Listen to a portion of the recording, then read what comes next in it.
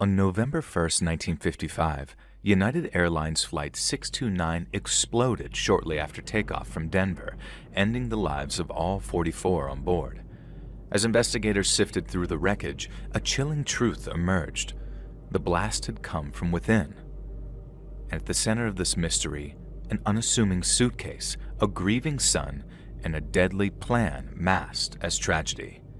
Listen to the full story over on my true crime channel, Saturn Soul, linked down below.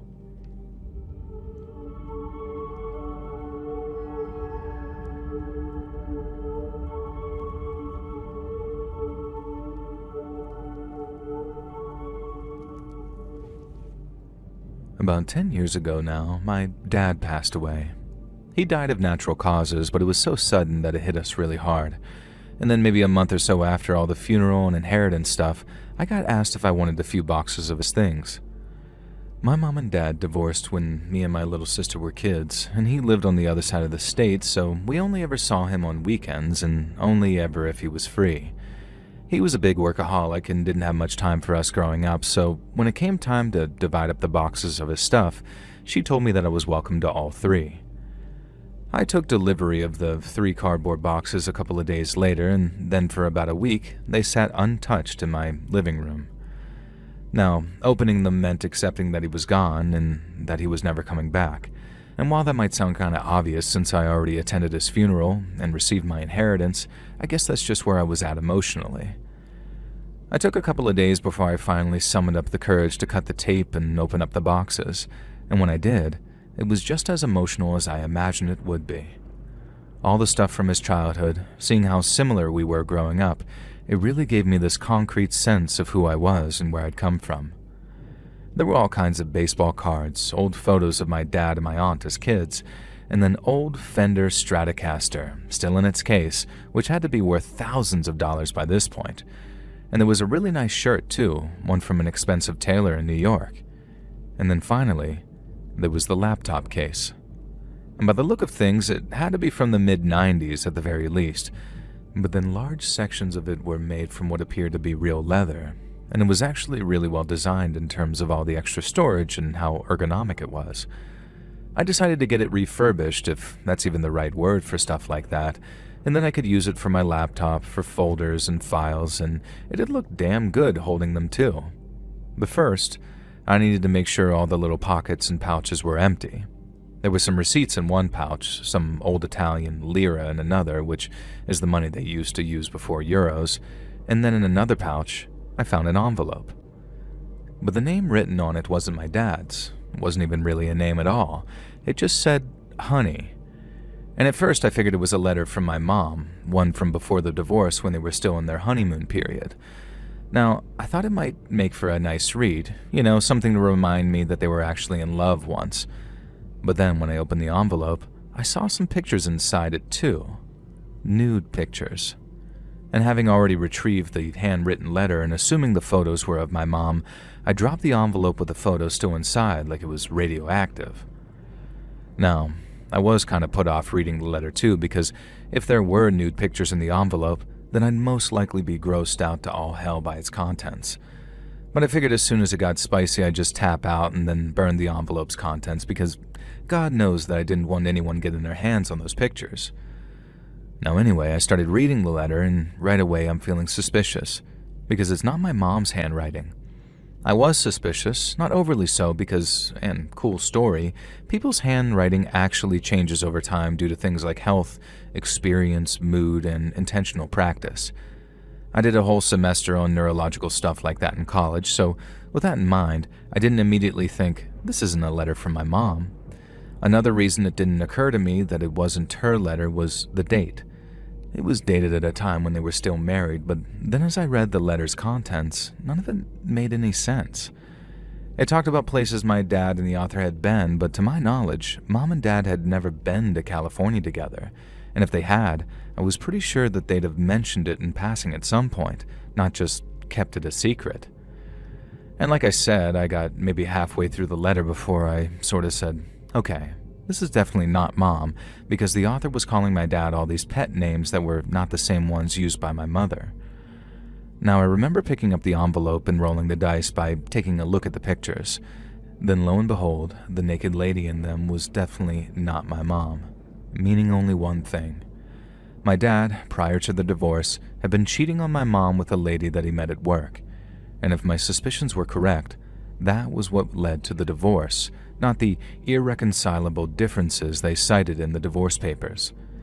And the only thing that I didn't understand was why my mom would keep it a big secret. She wasn't exactly Dad's biggest fan after the divorce, and she really didn't hold back from talking trash about him. But if that was the case, and assuming that she knew about it, then why didn't she mention the affair? The only explanation was either she wanted to protect us from the truth, which seemed very unlikely, or she genuinely didn't know my dad had an affair. If that was the case, and call me selfish or whatever you want, but I did not want to be the one to tell her. They say ignorance is bliss, and I can tell you from experience just how true that really is. So while I understand people thinking I should have told her, I chose not to. What I chose to do instead was use Google to try and dig up any information on her I could find. The lady signed off her love letter with a shortened version of a fairly common girl's name, so I tried plugging that name, along with a company my dad used to work at, into the search bar, and then tried adding specific fields like accounting or human resources and actually got a couple of hits. But there weren't many company pages in my results. They were just sort of news articles, details how a lady who had worked at the same company as my dad had gone missing during the early 90s. Now, I didn't know the lady's second name, so I couldn't be 100% sure that she was the same one my dad had the affair with, but after finding an article which had a picture of her, there was no longer any doubt. The lady who went missing in the 90s was the same one in those nudie pictures. I had to know more, and so I called Mom with what I knew was a very strange request. I wanted to ask her something about Dad, but she wasn't allowed to ask any follow-up questions, not until I was sure of something. Luckily, she wasn't interested in hearing anything I discovered, so I got off lightly in that respect, and so I asked her my question. I wanted to know what was going on with her and Dad around the time his affair partner went missing. Now, I didn't say anything about the affair. I just told her the date in question and then asked if she could remember anything unusual happening with him around that time. And at first, she basically said, "You're asking me for details from more than 20 years ago. I can barely remember what happened last week." And I asked her to think on it for me, and then call me back if she remembered anything. She said okay, and then a couple of days later, she gave me a call. Now, for a woman that had once said that she didn't want to know anything I'd found out, Mom seemed really focused on asking me why I asked her that question. I reiterated that I didn't want to tell her until I knew more about the situation because at that stage, it amounted to nothing but speculation. I didn't want to worry or frighten anyone because when all was said and done, the situation might not be as bad as I feared. She reluctantly accepted, just as long as I promised to tell her when the case was closed, so to speak. After racking her brain about it, Mom began to claw back some memory of the period in question. She remembered how Dad was working a lot and how something at his job seemed to be getting him down. He seemed to get more and more stressed about it, losing sleep and not eating properly, and then one day he announced that he was headed for an impromptu hiking vacation to de-stress. Mom said he wasn't much of a hiker, and it had been organized as a team-building/de-stressing exercise by the company, so he pretty much had to attend. He seemed happy about it, as much as he could be given the status of his mind, and that he was gone for about 3 or 4 days before he came home again. Mom said that she thought that he'd show signs of improvement on his return, but apparently, Dad was worse than ever. He slept for like an entire day after he got home, seemed moody and distant for a few days, and then only basically got back to his regular self after weeks of supposedly taking it easy at work. My mom said that since she'd been thinking about it, she realized that that was the beginning of the end of their marriage. Dad was never the same again, and she filed for divorce just over a year later, after trying to work things out with him. She said that she was very interested to know what I'd found, which, again, stood in stark contrast to how she'd acted a few days before. And then when I asked her if she was sure, really sure, she said yes, before asking in a very concerned voice, "What the heck have you found?" I told her I had a few more loose ends to tie up, but then I'd give her the full breakdown of what I'd found. but I warned her it'd be upsetting at best and terrifying at worst. Now, she sounded just as scared as I was when she said okay, and then after we'd hung up, I put together a little plan of action for the following morning. I was going to call the cops, tell them I had some information regarding a missing persons case from the early 90s, and then hand over the love letter connecting the missing lady to my dad. I told them all about what my mom had said too, how Dad had been acting weird around the time the lady disappeared. But I don't think that helped much. They needed hard evidence, not the anecdotal kind. It was probably the single most surreal, heartbreaking, and depressing thing I've ever done. Report my own father for potentially being a murderer. But if it had helped solve this poor lady's case, who probably had family out there hoping she was alive, then I kind of had to, didn't I? It didn't come to anything, like my dad was never announced as a suspect or anything like that, and aside from the report I gave, the cop only called back once to confirm a few details that weren't in my statement and then never called again. That part was easy, but telling my mom about the affair and how the lady had gone missing while Dad was acting weird, that part was anything but. It was one thing to find out that he'd been cheating on her, but considering the possibility he'd been involved in this lady's disappearance was another thing entirely, and I watched her sink into this pit of depression for a while. It didn't matter if he was involved in her disappearance. It was having this whole secret life that she didn't know about, grieving some lover that she'd lost in secret, and that was the best case scenario because, in the worst, she'd been sharing her bed with a goddamned murderer for like a year after. And now I just live with this all in my head. It doesn't even mean that Dad didn't murder that girl yet. It just means the cops haven't been able to prove it conclusively, and that's my biggest fear. That one day, I'll get a call saying that I helped solve the murder that my own damned father committed and kept secret.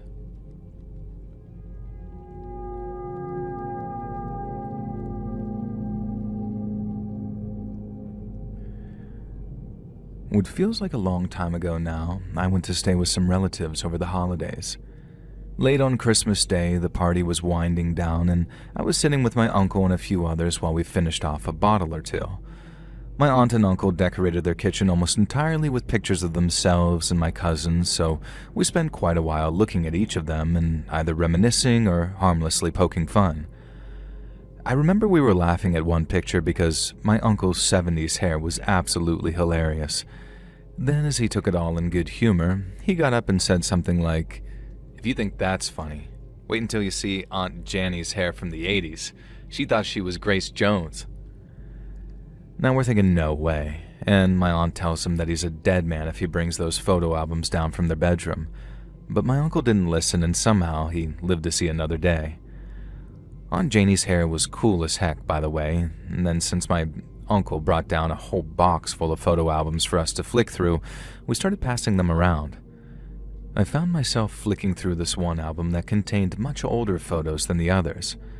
And then in one photo, a man I first mistook for my Uncle Steve, whose home I was staying at, was standing in a church while wearing some kind of ceremonial Catholic robe. Now don't laugh at me, I don't know the names of those things, but admittedly I was pretty drunk, so the first thing out of my mouth was like, "Holy crap, Uncle Steve, when the heck were you a priest?" Now he was pretty drunk too, so for a second he says, "I've never been..." And then he shot me this look like he'd just done something he shouldn't. Then, and he wasn't mean or aggressive about it, but he quickly took the album away, saying, "I think we've seen enough from this one." Now I'm wondering why he's all embarrassed about it, but when Aunt Janie realized what was happening, she immediately rose from her seat, took the album, and returned it upstairs. And when she returned, I asked her what the deal was and why she seemed so desperate to remove that particular album. She said that she didn't want to spoil the evening, so she'd tell me all about it in the morning. And the next morning, after a very hungover breakfast, I waited for an opportune moment to ask my Aunt Janie about the photo I saw. She sighed and said something like, "I've been hoping you've forgotten all about that." But she stayed true to her word, put on a pot of coffee, and started telling me the story. And so the first thing you need to know is that the man in the religious clothing was not my Uncle Steve. It was his non-identical twin, Simon. They still looked hella similar, but had apparently taken very different paths in life because Simon went off to join the seminary or whatever after college. Now, I thought it was odd that I was only just getting an introduction to him, but over the course of the next half hour or so, it made total sense why no one talked about him anymore. Now, after graduating from the seminary, now don't crucify me by the way, I don't know how it all works, my Uncle Simon ended up moving to Nebraska. He worked here on the East Coast for a while, but then was offered some big shot job working for the church way over in Lincoln, and so that's where he went. He stayed in Lincoln for around 10 years, and then one day, he forwarded Uncle Steve a new address and a phone number. Steve thinks he's been promoted or something, and so he calls to congratulate him. But Uncle Simon hadn't been promoted. He'd retired from the church, yet he wasn't some senior, he was in his mid-30s. Uncle Steve thought that Simon sounded weird on the phone, so he drove all the way out to see him at his new place to make sure that he was okay. Well, Uncle Simon was not okay. He was drinking a whole bunch and said that he'd lost his faith and had basically given up on the world. Uncle Steve figured that he was having some kind of early onset midlife crisis and stayed with him till he got his drinking under control. And then once he was on his feet again, Steve drove home and monitored his brother by phone instead. He called him one day, and then once every couple of days, and then once a week, and by the time the calls were a week, Simon was saying something about writing a book and trying to get it published. He had a bunch of savings from his work with the church, and since he was acting stable, Uncle Steve figured that Simon was over the worst of his midlife crisis. They kept in touch, just not on the regular, but then one day, Uncle Steve called his brother and found that he wasn't answering his phone. He got so worried that he drove out to Nebraska to check on him personally, but when he arrived, he found Simon had passed away in his sleep. Uncle Steve later said that finding his brother's body like that was the worst thing that ever happened to him, but since he was so focused on reporting the death to the cops and not compromising on what might have been a crime scene, he didn't take a detailed look around Simon's house, meaning he and his family had to wait about a week or two to get a full picture of what caused his death. And so the first thing that Uncle Steve found out was that Simon died from some kind of liver disease caused by his drinking.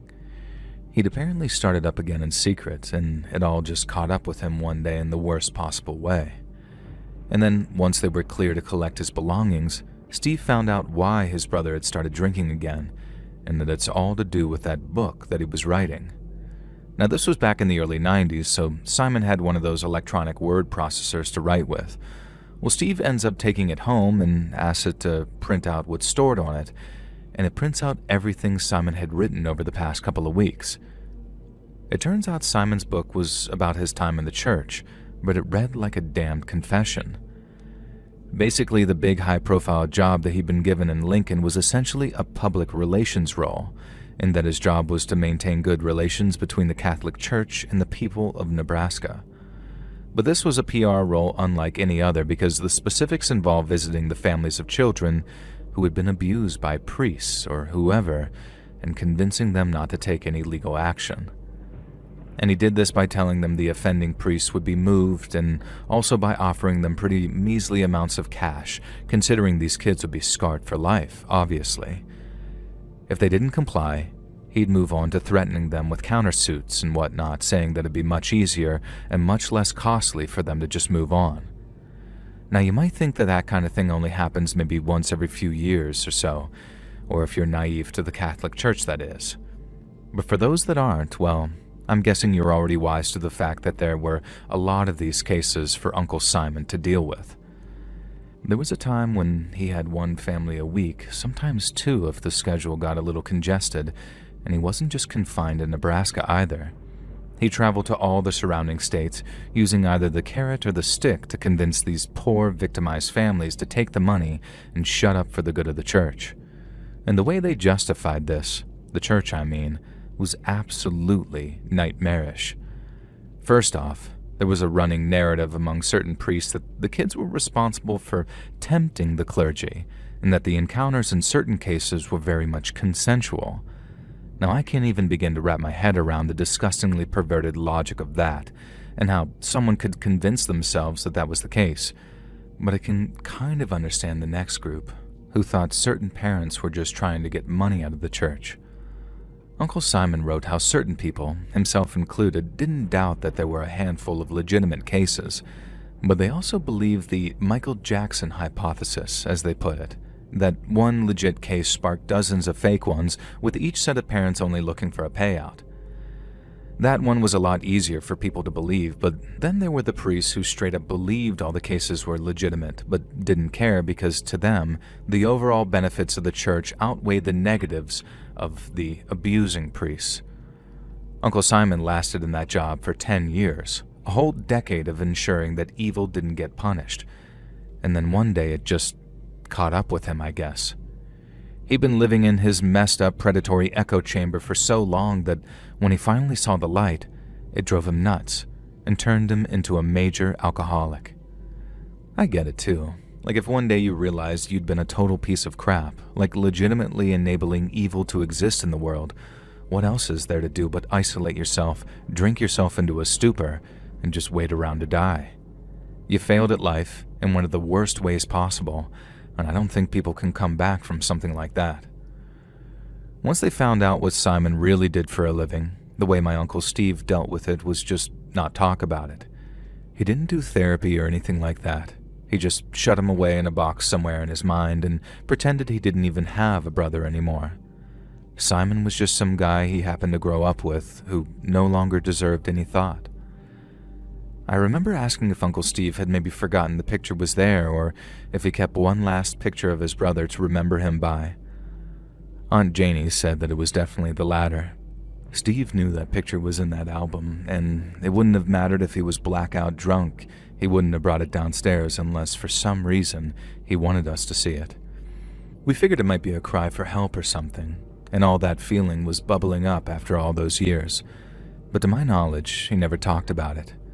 I mean, maybe he did talk about it with my aunt and asked her not to broadcast what he said, but who knows?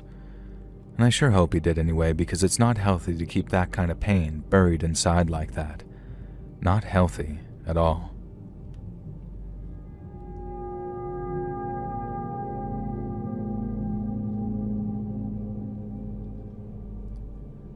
So I can't be too generous with the details because this is obviously a very personal thing for both me and my immediate family. But to give you a bit of background, I grew up in the United Kingdom to a very moderate Muslim family. And by very moderate, I mean none of my sisters wear hijabs, the traditional hair covering.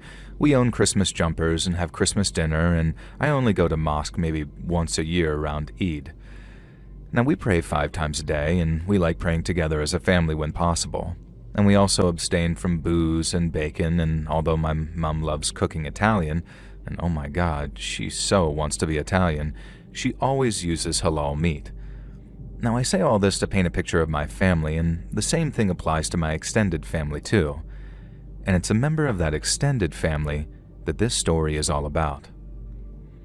In September of last year, so 2024, me and my sister were reminiscing over Snapchat. We got talking about a party that we went to when I was 6 and she was 8, and how we fell out because I refused to wear a different colored dress than her.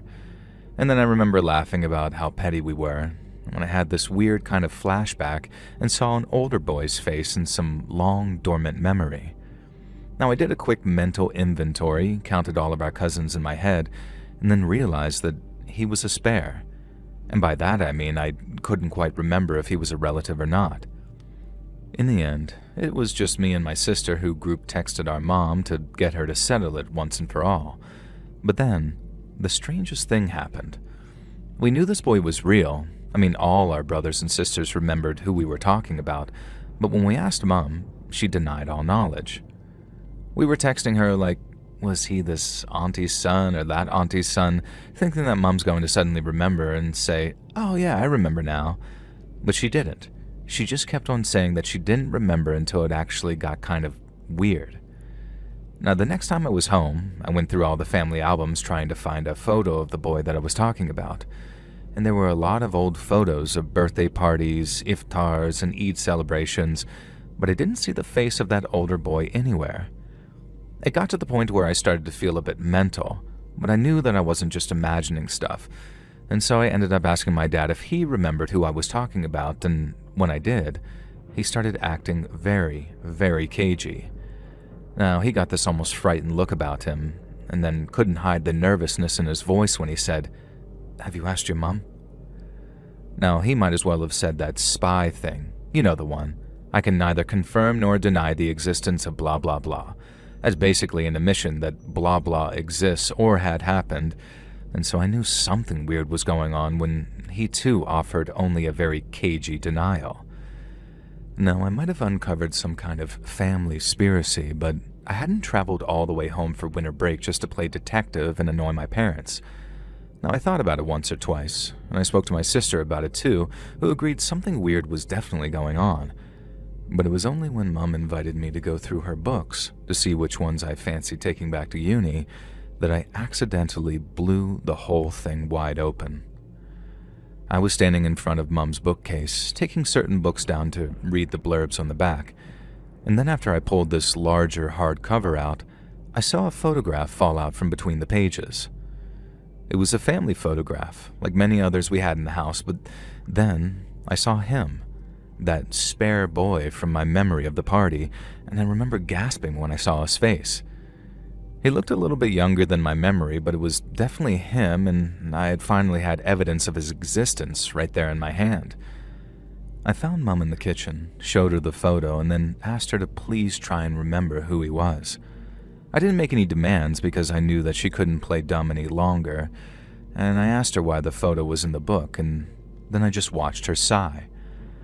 Mom took the photo from me, told me we needed to talk in private, and took me upstairs to my bedroom. It was actually kind of a rush to have almost like uncovered a clue, you know? But whatever Mom was about to tell me did not seem like it was going to be good news. She told me the boy was an older cousin of mine, one who I'll just call Zach, and that he'd moved away to university when I was just starting primary school. But sadly, while he was there, something very tragic happened to him. Assuming there had been some kind of incident, I asked if Zach had passed away, but only felt even more confused when my mom said that we didn't know if he was with us or not. He was just missing.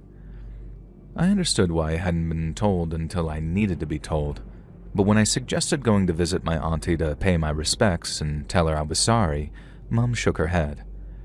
I also understood that parents protect their kids from certain painful truths, but I didn't understand it one bit when Mom said that, and I'm using her words here, we don't talk about him anymore.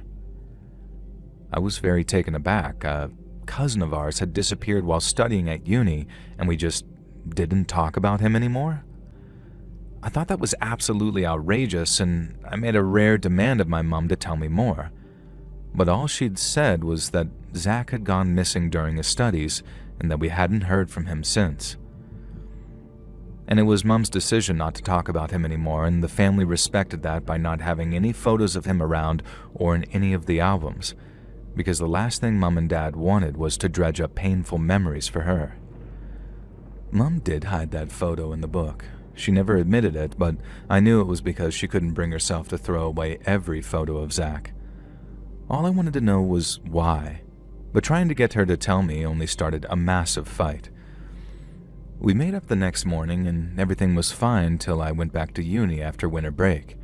But when she dropped me off at the station, Mom warned me not to talk to my aunt about it. She understood I'd be curious, but she wasn't making it up when she said that my aunt wouldn't want to talk about it. She made me promise her that I wouldn't try it, and I did. I promised her. But God forgive me, it was a promise I didn't keep, and sometimes I think I'd do just about anything to be able to turn back the clock and properly honor that promise. The only clue Mom had given me regarding Zach's disappearance was the time of year that it occurred. I don't know if it was deliberate or if it just slipped out when she was describing how it happened, but she told me that Zach hadn't come home for winter break. And that's when it all started. Mid-December, so while I'd missed the anniversary of it by about 3 weeks, I knew my aunt still had it on her mind, in the way that people do have stuff on their minds when it comes to certain anniversaries. And so after getting dropped off at the station, I chose not to catch my train. I told myself I'd catch the next one, which was roughly 2 hours from then, and in the meantime, I'd go buy some flowers and drop them off at my aunt's house. Now, I couldn't bear to think of her and my uncle dealing with all that heartache alone, but I also couldn't be overt with my condolences. I decided that I'd just write, "I'm sorry, thinking of you in this difficult time," without signing my name, and then leave them on their doorstep before disappearing into the night. I brought the flowers, wrote the note, and then caught the bus to my aunt's housing estate.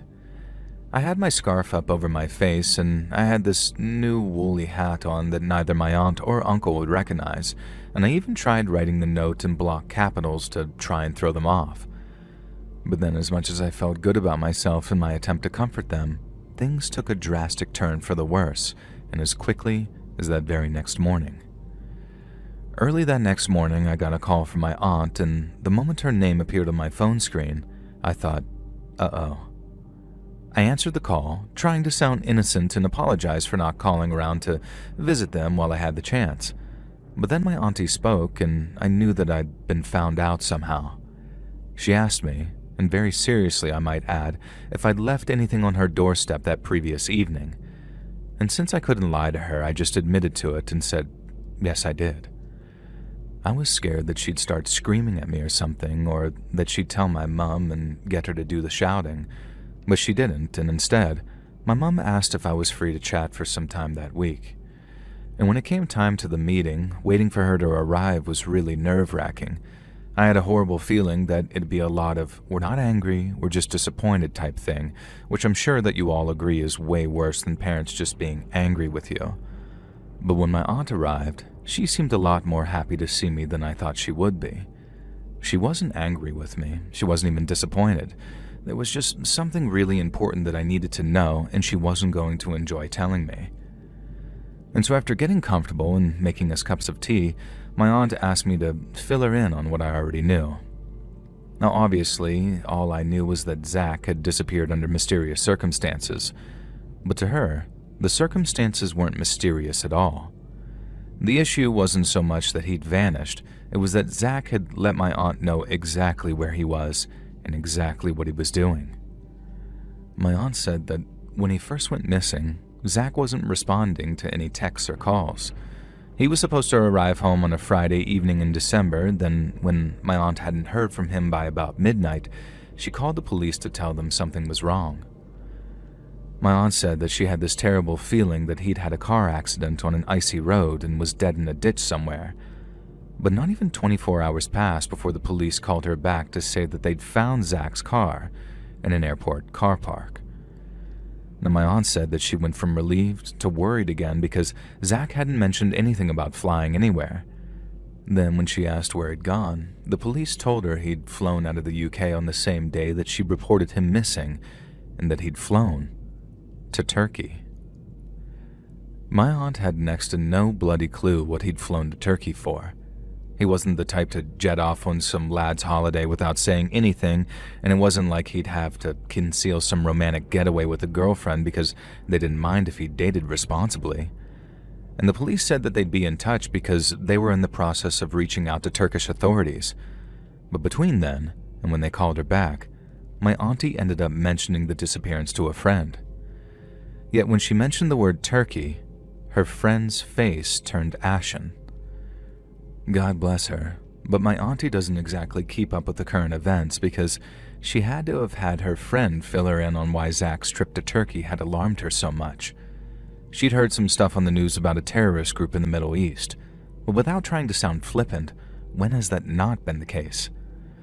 Some of my earliest memories are of watching the news and seeing soldiers in Iraq and Afghanistan, so I totally understood why my aunt thought same crap, different day when she caught bits on the news. What she didn't realize was that a significant number of young British men and women were using Turkey as a staging post to be smuggled into another country, Syria. These people, who tended to be between the ages of 15 to 30, weren't off on their holidays or romantic weekends with partners. They were out to join a group which had been called many different things in many different countries, but here they were called ISIS, or the Islamic State of Iraq and Syria. My auntie's family were very similar to ours and very strict with their Islam.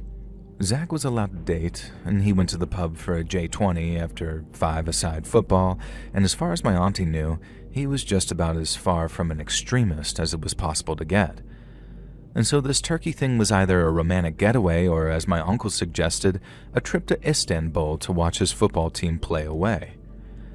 Now, my aunt said that she wasn't in the least bit worried about Zach joining some bloody terror group, but then a few days later, she got a call from some kind of special constable who asked to visit her for a chat at home. My auntie is an oncology nurse, so she knew that it had to be bad news if the constable was delivering it in person. Then, much like me and her over cups of tea, the policewoman revealed their findings gently and gradually, like they were lowering her into a hot bath. Not all at once, just a little bit at a time. Authorities in Turkey were able to determine that Zach had deplaned in Istanbul and then had immediately boarded another flight to a city closer to the Syrian border. They were also able to track his movements to a hotel in that same city, but when they searched the room, they found it empty. The Turkish police then questioned the hotel staff and discovered a young man matching Zach's description had been spotted meeting an older man in the lobby. The staff remembered it because one man spoke Arabic with a distinctly Syrian kind of accent, while the other spoke it like he was still learning. Police were 90% sure that it was Zach who'd met with the Syrian guy, in which case there was a chance that that was his guide to help him get into Syria, and one of the reasons Zach might go to Syria was to join a terrorist organization. The policewoman in the UK didn't know if that was ISIS or the tons of other groups fighting against the Syrian government, but if he hadn't told my aunt, there was a good chance that it'd be something that she wouldn't approve of, meaning that there was a very distinct possibility that Zach had joined ISIS. Like I said, the policewoman broke it to her very gently, saying that they didn't know for sure what Zach was up to. She asked my aunt to forward them any emails or texts that he might send, or the details of any phone calls that she had with her son. I don't think that they do that with regular missing person cases, so that's what makes me think that they already knew exactly where he was and what he was doing. My aunt, on the other hand, refused to believe it. She said that she spent a few days in blissful denial until an email finally appeared in her work inbox. It was from Zach, and while he would have considered it an apology and an explanation, the police considered it nothing short of a typed confession. Zach didn't say exactly where he was or even that he'd joined a particular group. He just said he was really sorry he didn't tell her, and he knew that she'd have stopped him if he did, and that he was fighting to protect the Syrian people from their government. The police later said Zach had most likely been coached on what to say, and that ISIS were doing what a lot of militaries did around the world, which was getting their recruits to email home to reassure friends and loved ones. It also served as a kind of recruitment tool by saying, "It's really nice over here," and that's just what Zach said. He said that he was happy to be in the caliphate, which is the Arabic word meaning religious state. He also said that he'd been welcomed like a hero, and that his ISIS commander had given him and a few other British lads a week's free stay in a luxury hotel, so they could acclimatize to the weather before their training started. Zach said that after that week was up, he wouldn't be able to reply to any emails for a while because they could only send them on secure connections or something. Now, my aunt also said that he seemed to think that once he'd laid out his reasons and all of that, my aunt might actually be proud of him. But she wasn't proud of him. She was terrified. She sent him an email back telling him to come home as soon as he was able, but he didn't reply for a couple of weeks. And when he did, my aunt said that he sounded brainwashed. In his email, the things Zach said sounded so unlike him that my aunt thought that someone else might have written it. Zach liked football, hip-hop, and was happy as Larry being at university with his mates. But in that email, he talked about jihad, martyrdom, and how much he hated the kuffar, the Arabic word for unbelievers. He was misquoting scripture and religious rulings to excuse what he'd done. And then in response to my aunt saying that she couldn't picture her little boy hurting anyone, he said that he wasn't her little boy anymore, and that the people he hurt weren't people at all, so she shouldn't feel bad if he hurt or even killed them. At one point in the email, Zach tried reassuring my aunt that not everyone he captured would be killed. For the most part, the women and kids he captured would either be kept as his own personal slaves or would make him rich after being sold in the slave markets. And as I said, my aunt struggled to believe that he'd written things like that. He didn't sound like her son at all. But then there were certain phrases and nicknames that he used to confirm for her that it had to be him. My aunt said that she ended up crying her eyes out with that policewoman over, and that the policewoman was struggling to hold back tears. She was a mum too, and she told my aunt that she could barely even imagine the pain that she was going through. There was also very little that they could do at that point because Turkish authorities couldn't pursue him into Syria, and the best my aunt could do was reply to the email Zach had sent, begging him to come home while tugging on his heartstrings. She did as the policewoman asked and wrote him long, heartfelt emails touching on his childhood, how much everyone loved him, and how he wouldn't get into that much trouble if he just came home and cooperated with the police. She had to wait weeks for another reply, and when it came, she hoped that what she'd said had gotten through to him. But it hadn't. Quite the opposite, actually, because what Zach wrote was even worse than before. He'd completed his training, and his first mission, his unit had been ordered to attack a Kurdish village in the north of Syria. The defenders fought fiercely but were eventually overrun, and then all the civilians were gathered in one place. Zach said they separated the men from the women and kids, and then one by one, they dragged the men into an open field and cut their heads off. Zach said he personally beheaded a man who prayed to some other god before he was killed. He said that confirmed what he was doing was the right thing, and that they hadn't sent him to kill other Muslims but unbelievers. All that was obviously massively upsetting for my auntie, but she said the worst thing about it was the glee with which he wrote his email. Zach acted like killing people and forcing women and kids into slavery was his single greatest achievement. He acted like it was his one-way ticket to Jannah al-Firdaus, the highest tier of heaven. And even though there is tons of stuff in the Quran which tells us not to hurt innocent people, only aggressors who threaten us in our homelands, though. One quote is from verse 32 of Surah al-Madah, and it says, "Whoever takes a life, it will be as if they killed all of humanity, and whoever saves a life, it will be as if they saved all of humanity." My aunt wrote that into one of her emails, but Zach only addressed it in a roundabout way, saying people were misquoting the Quran to justify Muslims being weak and not defending themselves. It was like Zach was ignoring everything which told him to be peaceful in favor of any verse that might possibly justify terrorism and murder. And it broke my auntie's heart so badly that I don't think she's ever going to fully recover. She emailed him back, once again begging Zach to come home, and then she waited for a reply that never came. That email, talking about the attack and cutting people's heads off, was the last time my auntie ever heard from Zach. According to the people from the Home Office, they think it's more than likely that Zach was killed, either during an attack or from a bomb dropped on him. She'd once hoped that he'd suddenly return home after ISIS's little terror kingdom fell apart, but again, he didn't. And there were no emails, no texts or calls, just a dead silence on his end, and he was never seen again. When she was done telling her story, my aunt asked me if I understood why she didn't want to talk about him anymore. I did. I could understand why she was so ashamed, angry, and upset, and I could understand why she didn't want any pictures of him around to remind her. Zach was dead, and even if he wasn't, the boy she raised was long gone.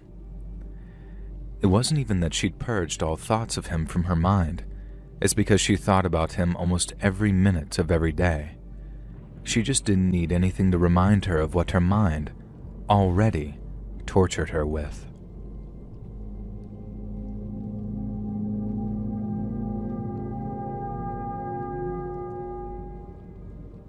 This is probably the worst thing that's ever happened to me in terms of disgust and dread, and even worse, it's something that continues to affect my family to this day. A while back, I started on the road of fulfilling my dream of opening up a daycare center. I don't want to say what state I'm in exactly, but the background checks and regulations are like very, very strict.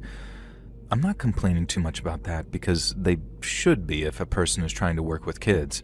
But I had to wait months and months filling out all kinds of forms and sending over all kinds of information, and part of the overall process was making sure that there were no child predators living in the area that I wanted to open my daycare. There's a website that you can use to find out where they live, and I do not recommend to use it because, holy crap, it is creepy to see just how many there are. But that's what I used to cross-reference potential sites to make sure that it wouldn't be near someone dangerous. It literally tells you these dudes' names and little info bubbles near their homes, and I remember clicking on a couple, still cringing about how many there were. And then after clicking on one of the little icons, I saw a guy who had the exact same last name as me. Again, I don't want to say what that name is, I'm not trying to dox myself, and even if I didn't give a damn, I don't want people finding my family, you know? But my point is, it's not Smith or Johnson or whatever, something common. It's actually very uncommon, and I didn't recognize the guy's first name, so I was obviously very relieved too. But since I couldn't reassure myself that he wasn't family because of the rarity of our name, I called my uncle to ask him if I had a relative that I didn't know about. And the second I asked him, he then says, "Who told you?" And when I said that no one had said anything to me, he then told me that he'd come over to talk about it in person. It turns out this offender guy was a relative of ours, and the family had agreed to cut him off after the conviction, which by that point was almost 3 decades old, and he's already been released from prison. But after his explanation, it was time for my own, because he wanted to know how the heck I'd found out after all the older generation agreed the younger should never find out. And I told him about the whole daycare thing and how I needed to look up child predators. But when I mentioned where he lived, my uncle got very mad. Apparently they told him that he had to leave the state because they didn't want him to darken their name any more than he already had. My uncle said that they made sure he moved away, but apparently he snuck back at some point and had been living a few counties over from us in secret. He asked what I was planning on doing about that daycare, and I told him I'd obviously have to find a different site. Our scumbag family member was the only one in the surrounding area, but with a daycare center, one is too many. But then right as I said that part, my uncle then responds, No. You keep your daycare where it is. Me and your uncles will handle it." I asked what he meant by handle it, and he told me not to worry, that within a week, I'd be able to hand in my completed daycare application without any child predators living in that area. Now, I had a lot of uncles growing up, and it was very much a case of them not always being my uncles. So when the uncle I spoke to said he was going to gather a bunch of them up so that they could handle the situation, I was so naive that I didn't hear that for what it was. When he called to say they'd handled it, my uncle added that I should probably wait a month or 2 before filing my application because they'd need to update the predator database to show that he didn't live there anymore. But before I could do that, I happened to catch a very brief news story on an offender that had gone missing a few counties over in almost the exact place I wanted to open my daycare. And then when they said the guy's name, I realized it was him. Our scumbag relative hadn't moved. He'd disappeared. I asked my uncle what had happened, what they did to make him disappear like that, but all my uncle would say is that they scared him so bad that he just up and vanished out of state. He'd show up again sometime in some far-off place, just not anywhere near us. But sometimes, I start to doubt that he was telling me the truth, and there's a little part of me that thinks that they probably did something way worse than just talk to him. He wasn't just an offender. He was a legit child predator, and although I never personally checked, he apparently had convictions for a bunch of different stuff like that.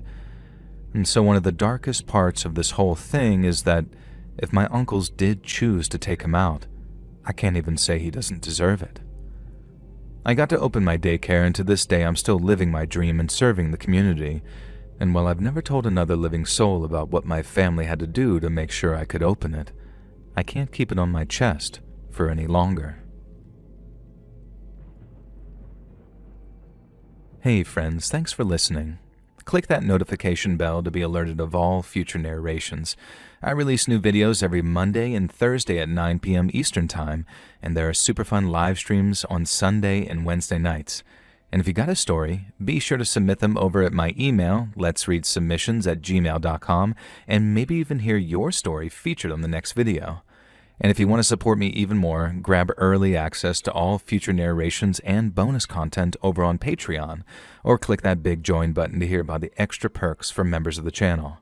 And check out the Let's Read podcast, where you can hear all of these stories in big compilations located anywhere you listen to podcasts. I also have a true crime channel called Saturn Soul, all links in the description below. Thanks so much, friends, and remember, use my face as a cushion.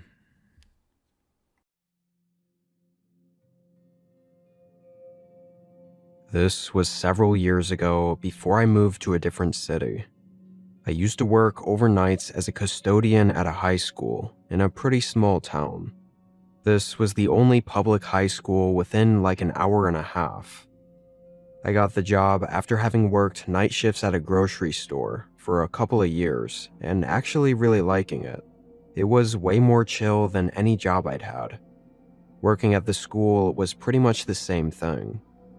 I'd clock in at 8, so well past when the school was closed by, and leave at 4 a.m. I never saw anyone except for maybe another custodian on the way out as they left at 8. The job itself was simple. You can probably picture exactly how every night went. It would vary slightly per night, but basically I'd clean all the floors, reset the classrooms, and do any other basic things to have the school ready for the morning. There was no security. It was just me overnight. And I didn't have any security duties or anything either, because all the doors had those automatic mechanical locks that only opened with a key card and would immediately lock behind you.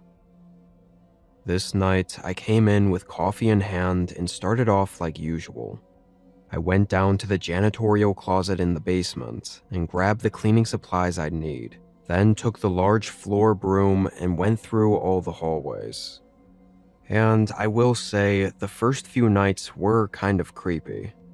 The only lights that would stay on were the power-saving ones that were very dim, so a lot of the empty corridors were very dark.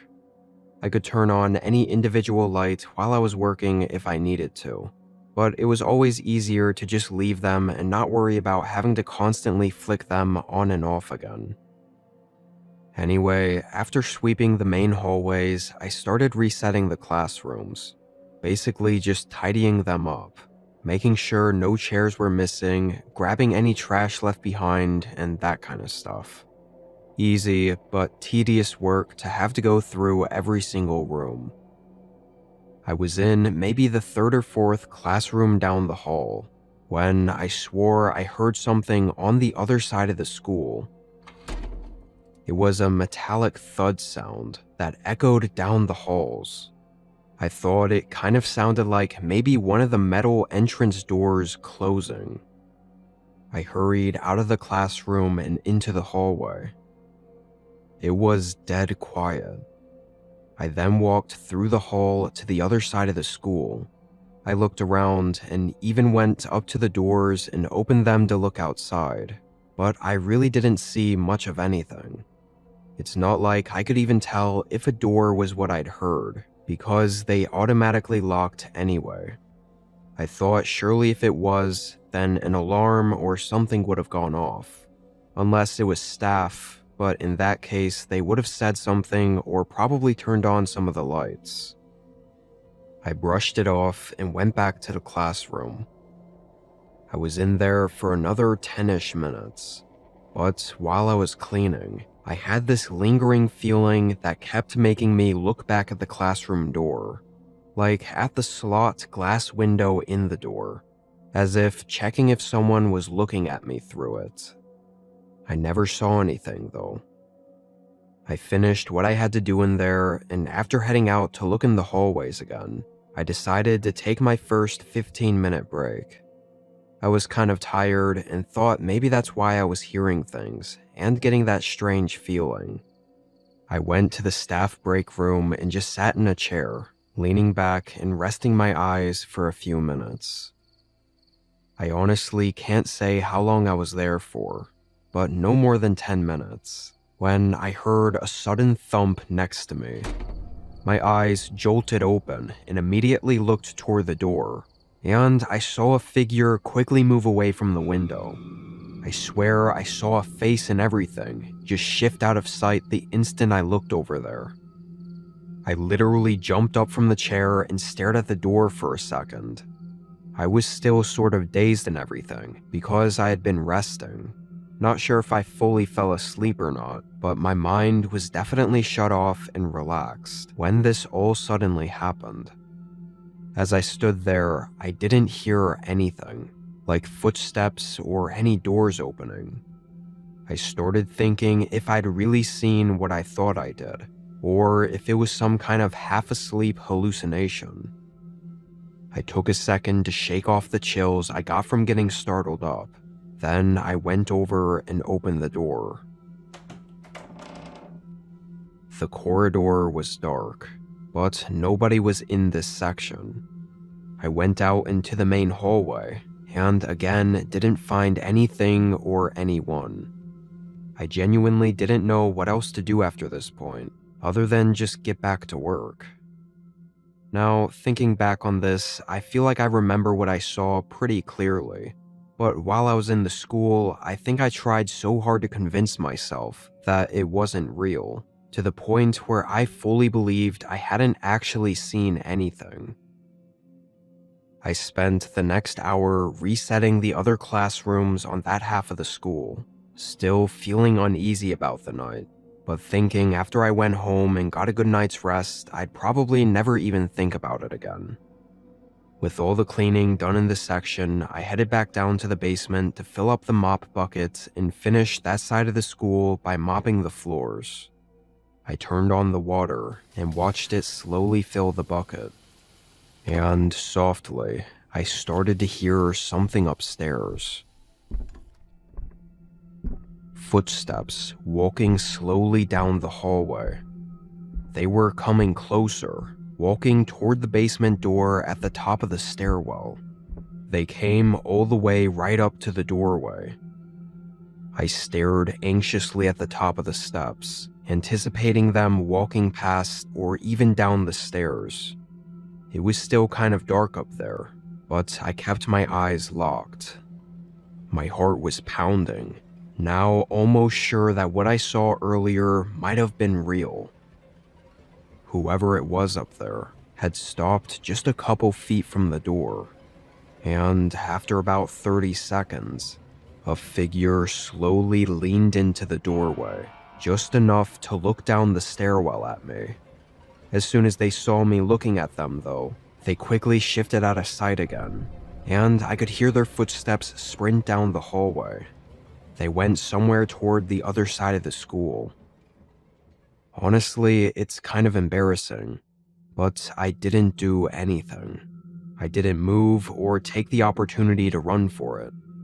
The sudden shock and absolute horror of what I just saw had me completely frozen. I probably stayed down there listening and terrified for 2 or 3 full minutes before I finally got myself to move. I quietly walked up the stairs and looked down the hall. There was no one there. It was just as dark, quiet, and empty as it always was. I then moved to the end of the hallway, and from there I could see the entrance doors. I made a run for it, going straight outside into my car. Once I was safe, I called the police. They got there fast, in just a couple minutes, but they didn't find anyone, and the school only had a few security cameras, all just looking at the entrances and exits. And at no point during the night did it show anyone walk in after me. Could have gotten in sometime during the day and hid somewhere, but tracking every single person entering and exiting was impossible. Or they could have gotten in a different way. Why he was even there to begin with is unknown too. There's still a lot of things that don't make sense about what happened that night, but having a gut feeling about it, I didn't stay at that job any longer to find out. Even the thoughts of going back there and working overnight in that school again makes me really uneasy.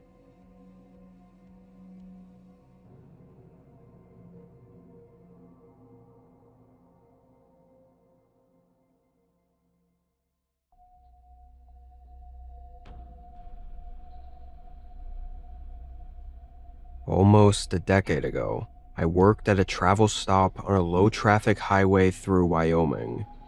It was essentially a gas station with a small store inside that had some amenities specifically for truckers or long-distance travelers, like showers and even some laundry machines. It was located at the halfway point between two small towns and about 4 hours from the next major town. This night, around 11, I put my headphones on and started going through inventory, checking what was in stock, what we needed to order, and that sort of stuff.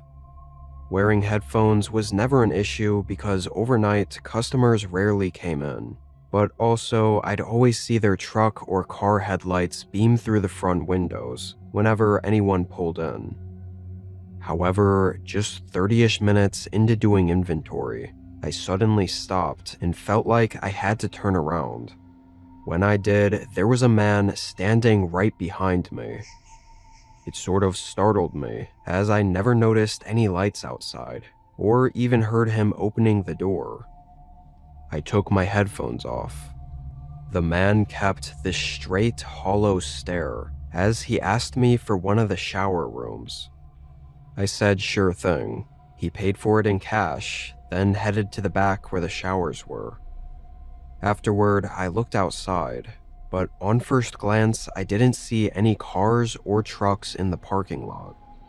I knew he had to have driven here though, so I didn't even bother going out and double checking.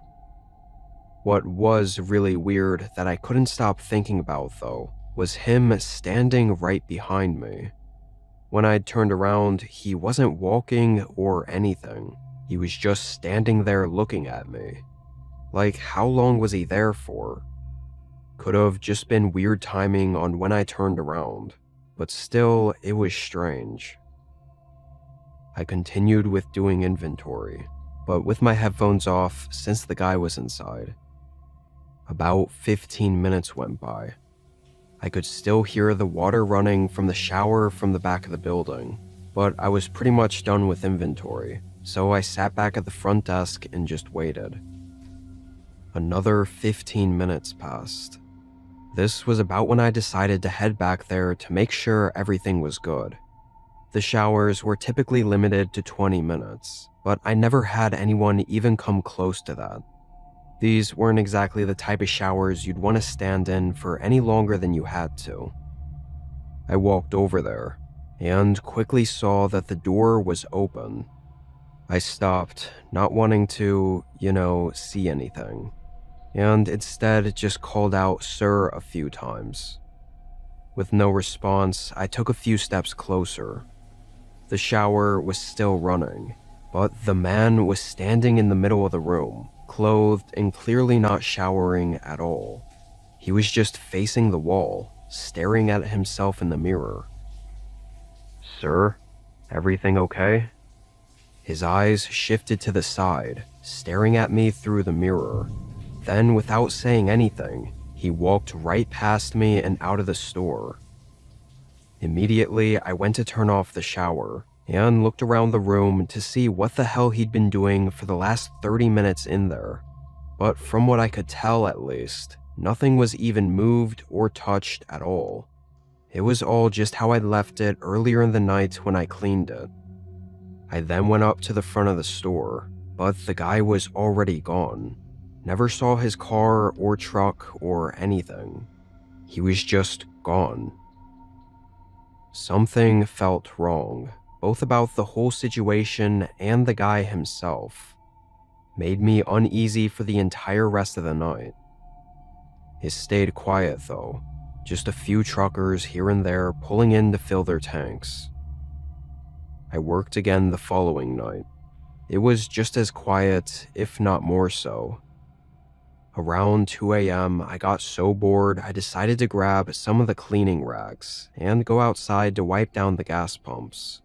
I almost never did this because it was unnecessary, and usually the guy who worked the day shifts always did it before he left.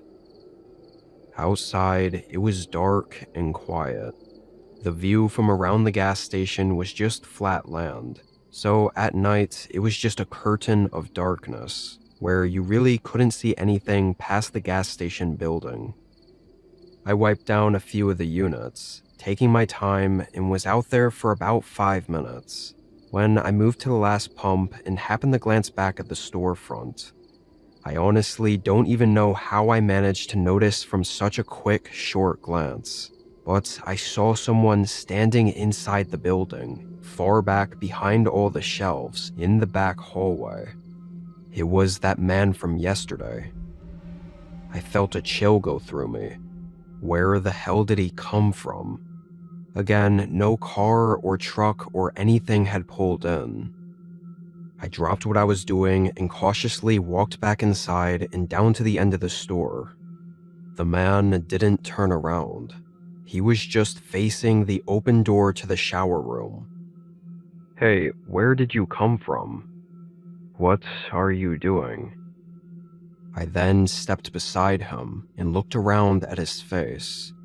He had this wide, creepy smile, like he did something. And that's when I turned and looked into the shower room that he was staring at. There was something on the floor burning, like in full flames, looking like it was just moments away from spreading uncontrollably. My instant reaction was to quickly put it out before it burned the whole store down. I ran in and tried using a towel to smother it, but just a couple seconds in, the door slammed behind me. I felt the most instant surge of fear I'd ever felt in my life, genuinely thinking I'd just gotten myself killed. But I quickly snapped out of it and grabbed the door handle, trying to push it open. The man was on the other side holding the door shut, but it only locked from the inside, so I still had a chance here. And surprisingly, after only a few moments, he let up and just ran off. Didn't try to fight me or anything. He just bolted out of the store, and when I followed to see where he went this time, I saw him run into the wilderness, falling past the darkness within seconds. Thankfully, I did manage to stop the fire before police even showed up. But what I hadn't noticed before was that several parts of the shower room were doused in lighter fluid. Like basically the whole shower curtain and some section of the walls. It was honestly a miracle that it didn't burn everything down, including me while I was in the room. As soon as the police left and I was able to leave, I called the owner and quit on the spot. No chance I'd ever go back there knowing that that man was still out there. Had things gone any differently, I likely wouldn't even have made it out that night.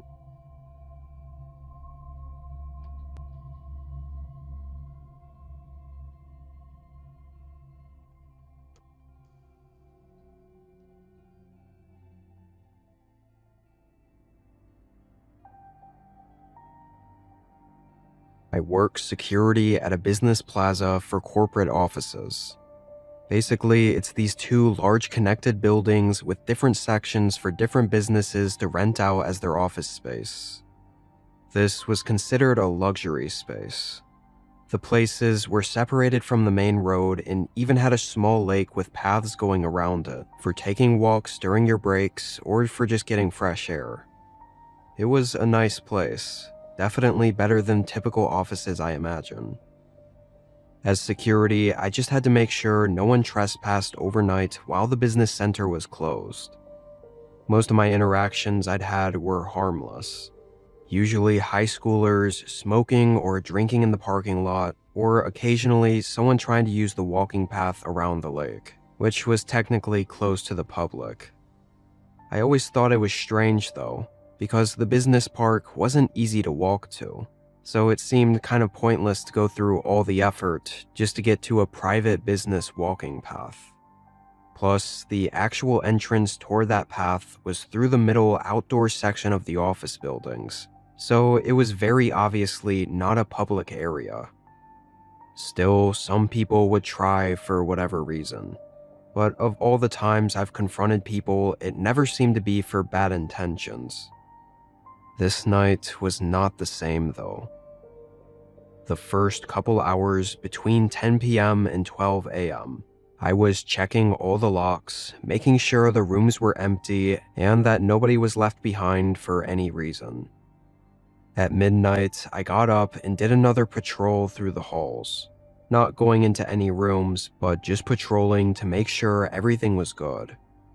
When I got up to the top floor, I looked out the glass floor-to-ceiling windows down at the lake.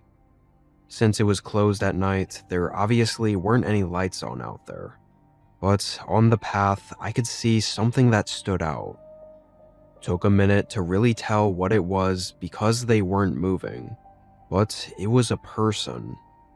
Looked like a man standing at the edge of the path, though I couldn't tell if he was facing the lake or the building.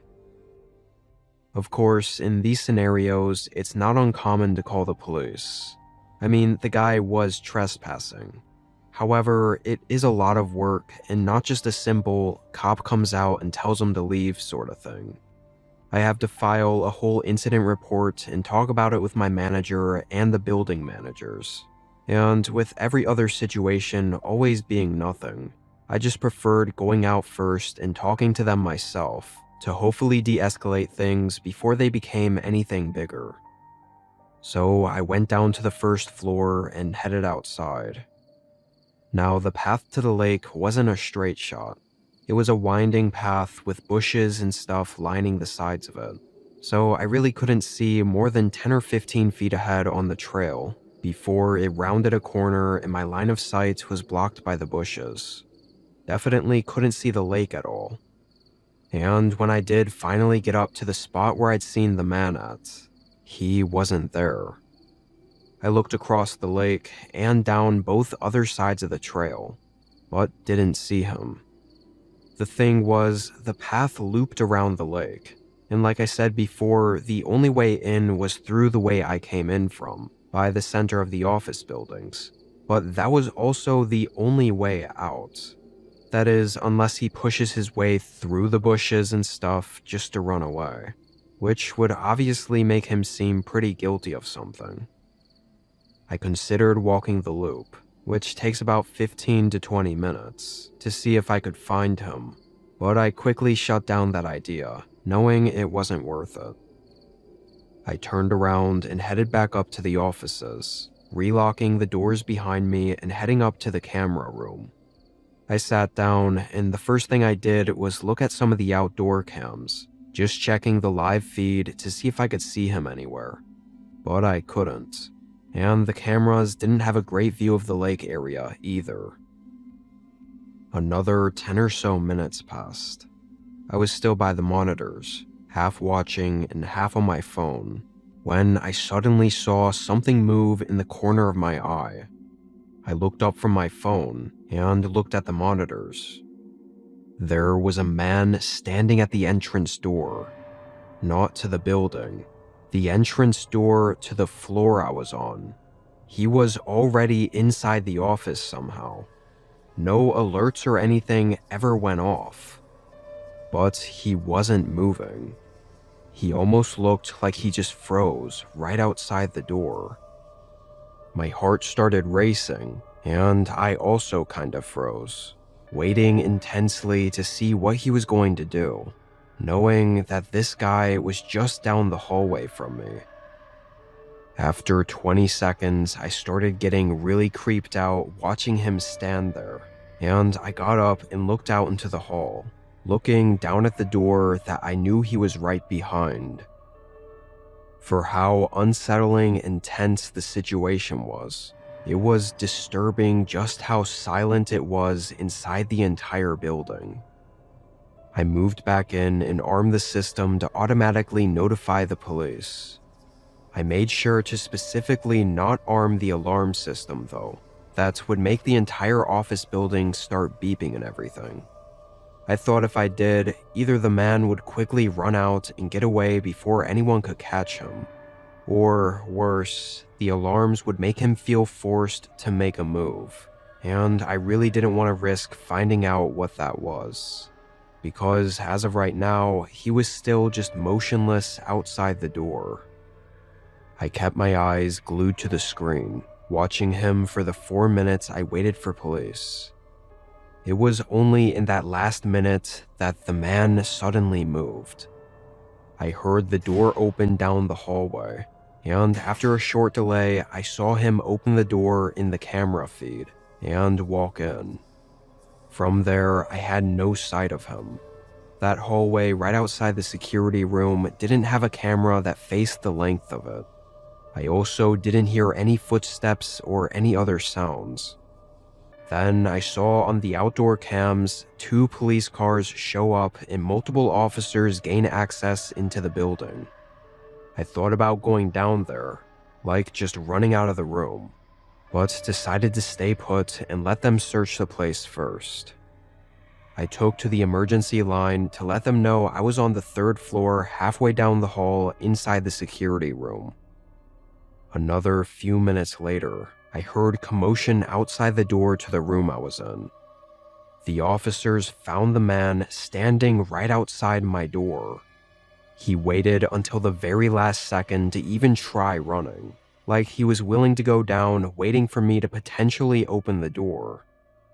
What he would have actually done isn't super clear, but considering they found him with a metal hammer, I think I can make a pretty unsettling conclusion. The guy turned out to be just some 40-year-old man with no real known information about him. Could have been homeless or on the run for something else. Honestly, from what I heard, nobody really knows for sure. They did find on the cameras, though, that the man snuck in right after I'd left the building to look for him out at the lake, using the one door that I'd unlocked. They sifted through more footage, trying to get any other hints as to why he was there, but they got nothing. It was just him wandering the building and then hiding when I got back in. Likely, this was just some insane man, possibly having a psychotic episode, and not worth digging too deep into. But still, knowing how close the guy was to me, being right outside the door, and knowing how close I was to opening that door, it's still been pretty traumatizing.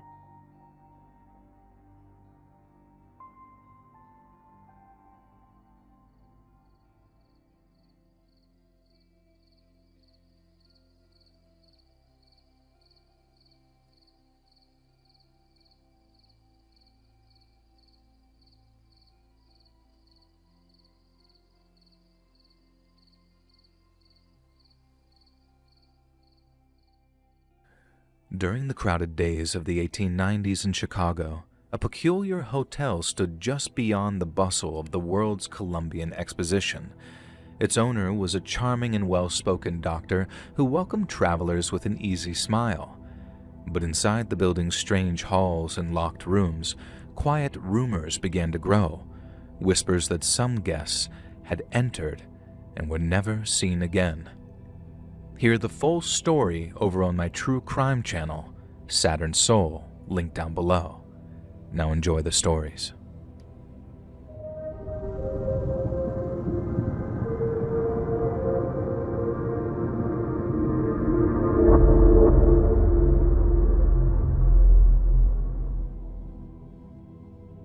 So a little while ago, I was talking with my 2 teenage granddaughters when the subject of travel came up. One of them suggested that a youthful sense of wanderlust is a relatively new thing, spurred on by cheap flights and Instagram posts depicting influencers in paradise. I agreed with her to an extent. It's easy to develop a thirst for adventure when your feed is filled up with videos of people canoeing between tropical islands or hiking up to Machu Picchu. But I also assured her that wanderlust has existed for as long as people have. I know it's a bit cliched to start giving it the back in my day thing, but it's true. In days of yore, people only needed to look at maps or hear tales of far-off lands to want to board a ship and sail into the unknown. And in my youth, the same was true for me too. My grandkids couldn't believe their sweet old Irish granny had gone off to see the world, especially not all alone. But it was true. And while I told them all kinds of stories from my time in North Africa, the Middle East, and the Indian subcontinent, there was one I saved till they were a little bit older and were of traveling age themselves. because it was one of the most frightening things that I was ever involved with. I left Dublin in 1971 when I was 19. I got a job in London to save some money for the journey ahead, and then used that time to see Buckingham Palace and Big Ben and all of that stuff. From London, I made my way to Paris, where I managed to get a job in a little Irish bar and did the same thing I did in London for a while before moving on to Spain. And Spain was beautiful. All the food was absolutely out of this world, but my original plan was to head to Italy via the south of France. Yet when I got to the Straits of Gibraltar, looked out across the water, and saw Morocco just a few miles away, it was like it was calling to me. I could go to Rome and Greece and see all the places I'd seen and read about in history books, or I could head to a place where the people, the food, the music, and the culture were a complete and utter mystery to me. And when I thought of it like that, my mind was made up for me, and off to Morocco I went. I arrived in Tangier after a rough overnight ferry and an even rougher bus ride. I grew up in Dublin, so I thought that I was familiar with the hustle and bustle of a big city, but Tangier made my home city look like a sleepy little village out in the countryside. The second I stepped off the bus at the big central station, there were fellas all around me and the other passengers offering hotels, taxis, hashish, you name it. I had one guy actually try and grab my bag off of me so he could carry it, and I had to shout and bat him away so he'd leave me alone.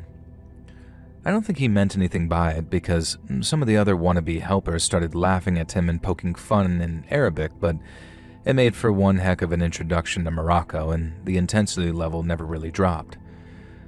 The old city was like a sensory overload, a maze of tiny white streets with technicolored washing flapping on lines overhead. Then the marketplaces were absolute bedlam. Sacks of colorful spices were everywhere, with piles of oranges and lemons adding to the medley of all of it. There were all kinds of shiny copper trinkets and jewelry, then rugs so intricately stitched that I just had to pick one up on the way home. And the whole thing was soundtracked by endless haggling, which only stopped when the call to prayer rang out, loud and haunting, over flat rooftops. The smells were amazing too. Everywhere smelled like cumin, cinnamon, and ginger, and in certain places I smelled this very strong, fragrant, but almost oily smell that I later found out was burning hashish. Now, I got a taste for the sweet mint tea that they drink over there, and my favorite spots to drink were this Cafe Baba up on the hill and Cafe Hafa right on the cliff edge. And at night, the square came alive with acrobats, snake charmers, and storytellers, and I'd head out for a whole meal of tagine or couscous, which back then cost less than $1. Then when I was too tired to keep my eyes open anymore, I'd head back to the hostel that I checked into on my first day I arrived, and I'd catch some sleep before doing it all again the next day. My hostel consisted of 2 dorms, 1 male, 1 female, with each having space for about 12 mattresses. You got a little footlocker to lock things in, and there were communal showers and toilet facilities too, but that was about it. It was a place to rest your head. Nothing more, nothing less, but some heads needed more rest than others. It tended to be those who mixed booze and hash that suffered the worst hangovers, and it wasn't uncommon for me to have to rise, shower, and dress in silence so as not to disturb some very cranky partiers. One night, I came home really late myself to find someone passed out under a blue sheet. Now, I reckon that they'd probably had a little too much and needed to sleep it off, but in the morning, they were still there, covered from head to toe in that blue sheet. As I said, I was used to being extra quiet in the mornings, and so I completed my morning routine with all the energy of a dormouse and then headed out to do some more exploring. Now, I had another amazing day in Tangier, but I wanted to get some of the Marrakesh too, so after visiting the bus station to inquire about ticket prices, I went back to the hostel to take a shower and a siesta before the evening. But then, when I arrived, I saw 2 police cars outside. I eyed them curiously on my approach, and then as I walked into the hostel, one of the officers shouted something to me in Arabic. And while I couldn't understand exactly what he was saying, I figured it was more or less translated to halt. Now, I turned around in time to see the hostel's owner across the way, and it looked like he was comforting one of the other girls that had been staying in the dorm with me. His English was really good thanks to all the tourists and backpackers who came through, So after excusing himself from the girl, I think she was Dutch, he rushed over to explain what was going on. There was a lot of drug smuggling going on in Tangier at the time, with backpackers just like me bringing hash back home to make some massive profits. And while people smoking hash was somewhat tolerated by police, they did not like smugglers. So you'd hear stories from backpackers and being stopped, searched, and sometimes even arrested if they had a large amount of hash on them and not enough cash to pay the bribe. Now, I thought it was something like that because it was mostly solo backpackers, and I obviously fit that profile. But then instead of asking to look through my things, the police started asking me questions about where I'd been the previous night. The owner of the hostel was doing all the translating, so it was a bit slow going back and forth, but they kept asking where I'd been and what I'd done. But most of all, they wanted to know if I'd had any interactions with one of my dorm mates, a French girl whose name had sadly slipped my mind. Now, I think it was Melina or Selena or maybe even Celine, but whatever it was, they wanted to know if we'd spoken and what was said. I told them I'd hardly said a word to anyone I was staying with, and there were girls from all over Europe passing through and staying on those beds, so I didn't even know who they were referring to in the first place. One of the police officers then asked how I'd slept that previous night. I was confused, so after telling them that I slept just fine, I asked why that mattered. The same officer asked if I'd noticed anything the next morning, anything at all about my dorm room. And that's when it hit me. And when it hit me all at once. I've been so programmed for privacy that I didn't see the lump under the blue sheet for what it was. How no one could pass out under a sheet in the Moroccan heat for 9 hours without once getting up to pee or even get a drink of water. Not unless they were dead.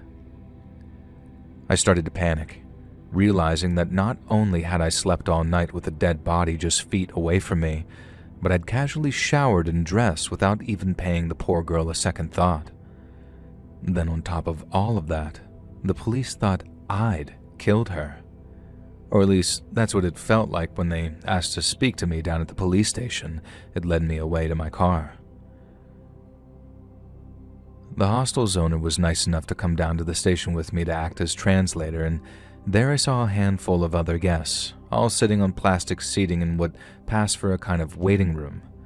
They didn't put us in cells, although I suppose they could have if they wanted to. They just wanted to ask us some questions, so that's what they did. And I'll be honest, I was distraught when they were asking questions of me. Not so much because I was scared that I'd get the blame for the girl's death, but because I felt so terrible for her. The feeling sorry for myself only lasted a minute or two, then after that I broke for her. They didn't say how she'd been murdered, only that it was a murder. But I suppose from my reaction, they could tell that I wasn't the one who did it. I mean, I was just one of 3 girls who slept near the body that night, but for whatever reason, none of us were considered suspects.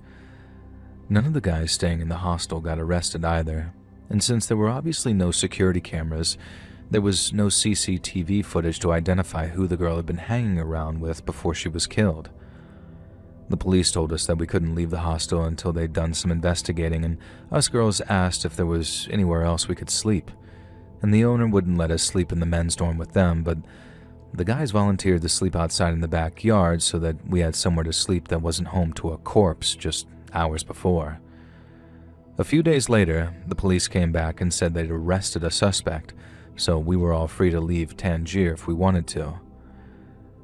They wouldn't tell us anything more, only that we weren't suspects. The experience formed a little bond in the group that ended up staying in the hostels after the girl's body was found, and I ended up traveling down to Marrakesh with them.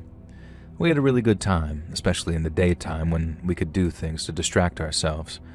But at night, while we were smoking and drinking, someone would inevitably bring up the girl's murder and things would obviously get quite dark. I still think about that girl sometimes, and being reminded of her through telling my grandkids about her had her on my mind for days and days on end. I told them so they'd know to be careful, so they'd know not everyone out there is just a friend that they haven't met yet.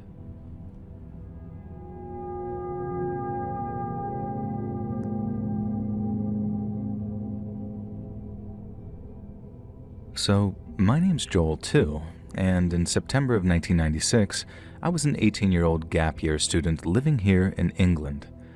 Most kids go into their gap year with a travel plan. But not only did I not have a plan, I really didn't have much money either. I knew that if I flew somewhere like South America, my money would go a lot further, and so initially, I was looking at places like Colombia, Peru, or even Chile, because it meant spending a few weeks somewhere exotic where the weather was nice and the food wasn't bad. But then, sometime in late November, I saw a news report about something called Visit Myanmar Year. Now, the BBC showed a big parade filing past some presidential-looking fella, but not a military one, and this was more like a cultural exhibit. Then the reporter talked all about how the country was opening itself up to visitors for the first time in years. It was this huge event, apparently, enough to warrant a few minutes on the nightly news, but all I found myself asking was, where the bloody hell is Myanmar? It turns out Myanmar is what Burma changed its name to in the 1980s. It was initially colonized by the British and then became a big battleground between us and the Japanese during World War II. And then after a brief period of democracy after independence, the country's army seized power. And then, after closing themselves off for about 30 years, they decided that they wanted a bit of tourism, hence Visit Myanmar Year. It was billed as this untouched paradise of white sandy beaches and lush green animal preserves. Only trouble was, it had a wildly authoritarian military dictatorship that did things like use political prisoners for slave labor. I heard Myanmar's government had built half a dozen brand new hotels using that same unpaid workforce, which gave rise to a counter-tourism campaign led by human rights campaigners called Don't Visit Myanmar Year. Now, it probably sounds horrible, and I'd never visit a place like that these days, but back then, all I was interested in was how far my money would stretch there, not to mention being one of the first tourists to visit the place in more than 3 decades. And so when I heard that I could live like a king for as little as a tenner a week, that was all I needed to hear. After a 17-hour journey, which included a short stopover in the Middle East, I landed in Yangon, formerly known as Rangoon. I didn't stay in one of those fancy slave-built hotels. Not even 5 stars of luxury could have swayed me into that one, I'm glad to say. But I did book myself into a nice little hostel near the city's Chinatown, which was priced at a head-spinning 80 pence a night. The British influence on the place is quite evident in a lot of the architecture, but Yangon also had some of the most incredible Buddhist temples I've ever seen, and the city's pagodas were something else entirely. Imagine a huge spire, almost 400 feet tall, and it's quite literally covered in solid gold plating. Then imagine how it shines in the midday sun in Southeast Asia when temperatures are touching 40 degrees in the shade. Needless to say, the Shwedagon Pagoda is one of the most incredible things I'd ever seen, and since I was one of the first waves of tourism to hit Myanmar since it opened, I got a lot of stares. I didn't mind. In fact, I sort of knew that was going to be the case, so it wasn't a surprise either. Then after a day of walking around Yangon, trying out different foods and practicing my Burmese from the phrase book I'd bought, I made my way back to the hostel. It was a narrow side street, and it looked quite rough from the outside. But on the inside, past these 2 rickety wooden doors, it was actually really nice.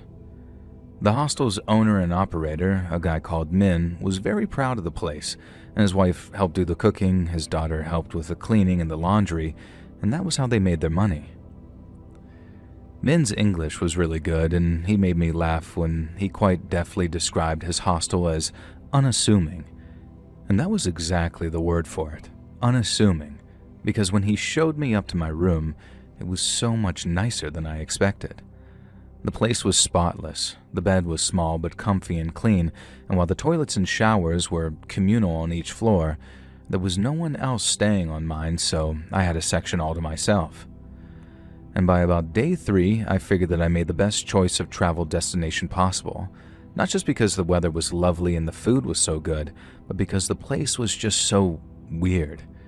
It had been isolated for 30 years, and Myanmar still didn't properly open itself up until about 2011, so when I was there, it was almost like going to North Korea or something like that today, with the place having developed its own little microculture. Going to temples and all of that was fun, but it was a buzz just meandering around and soaking the place up, too. At night, I'd open up the windows of my room and then work my way through a bottle of beer or two, smoking cigarettes and just sort of listening to the city hum.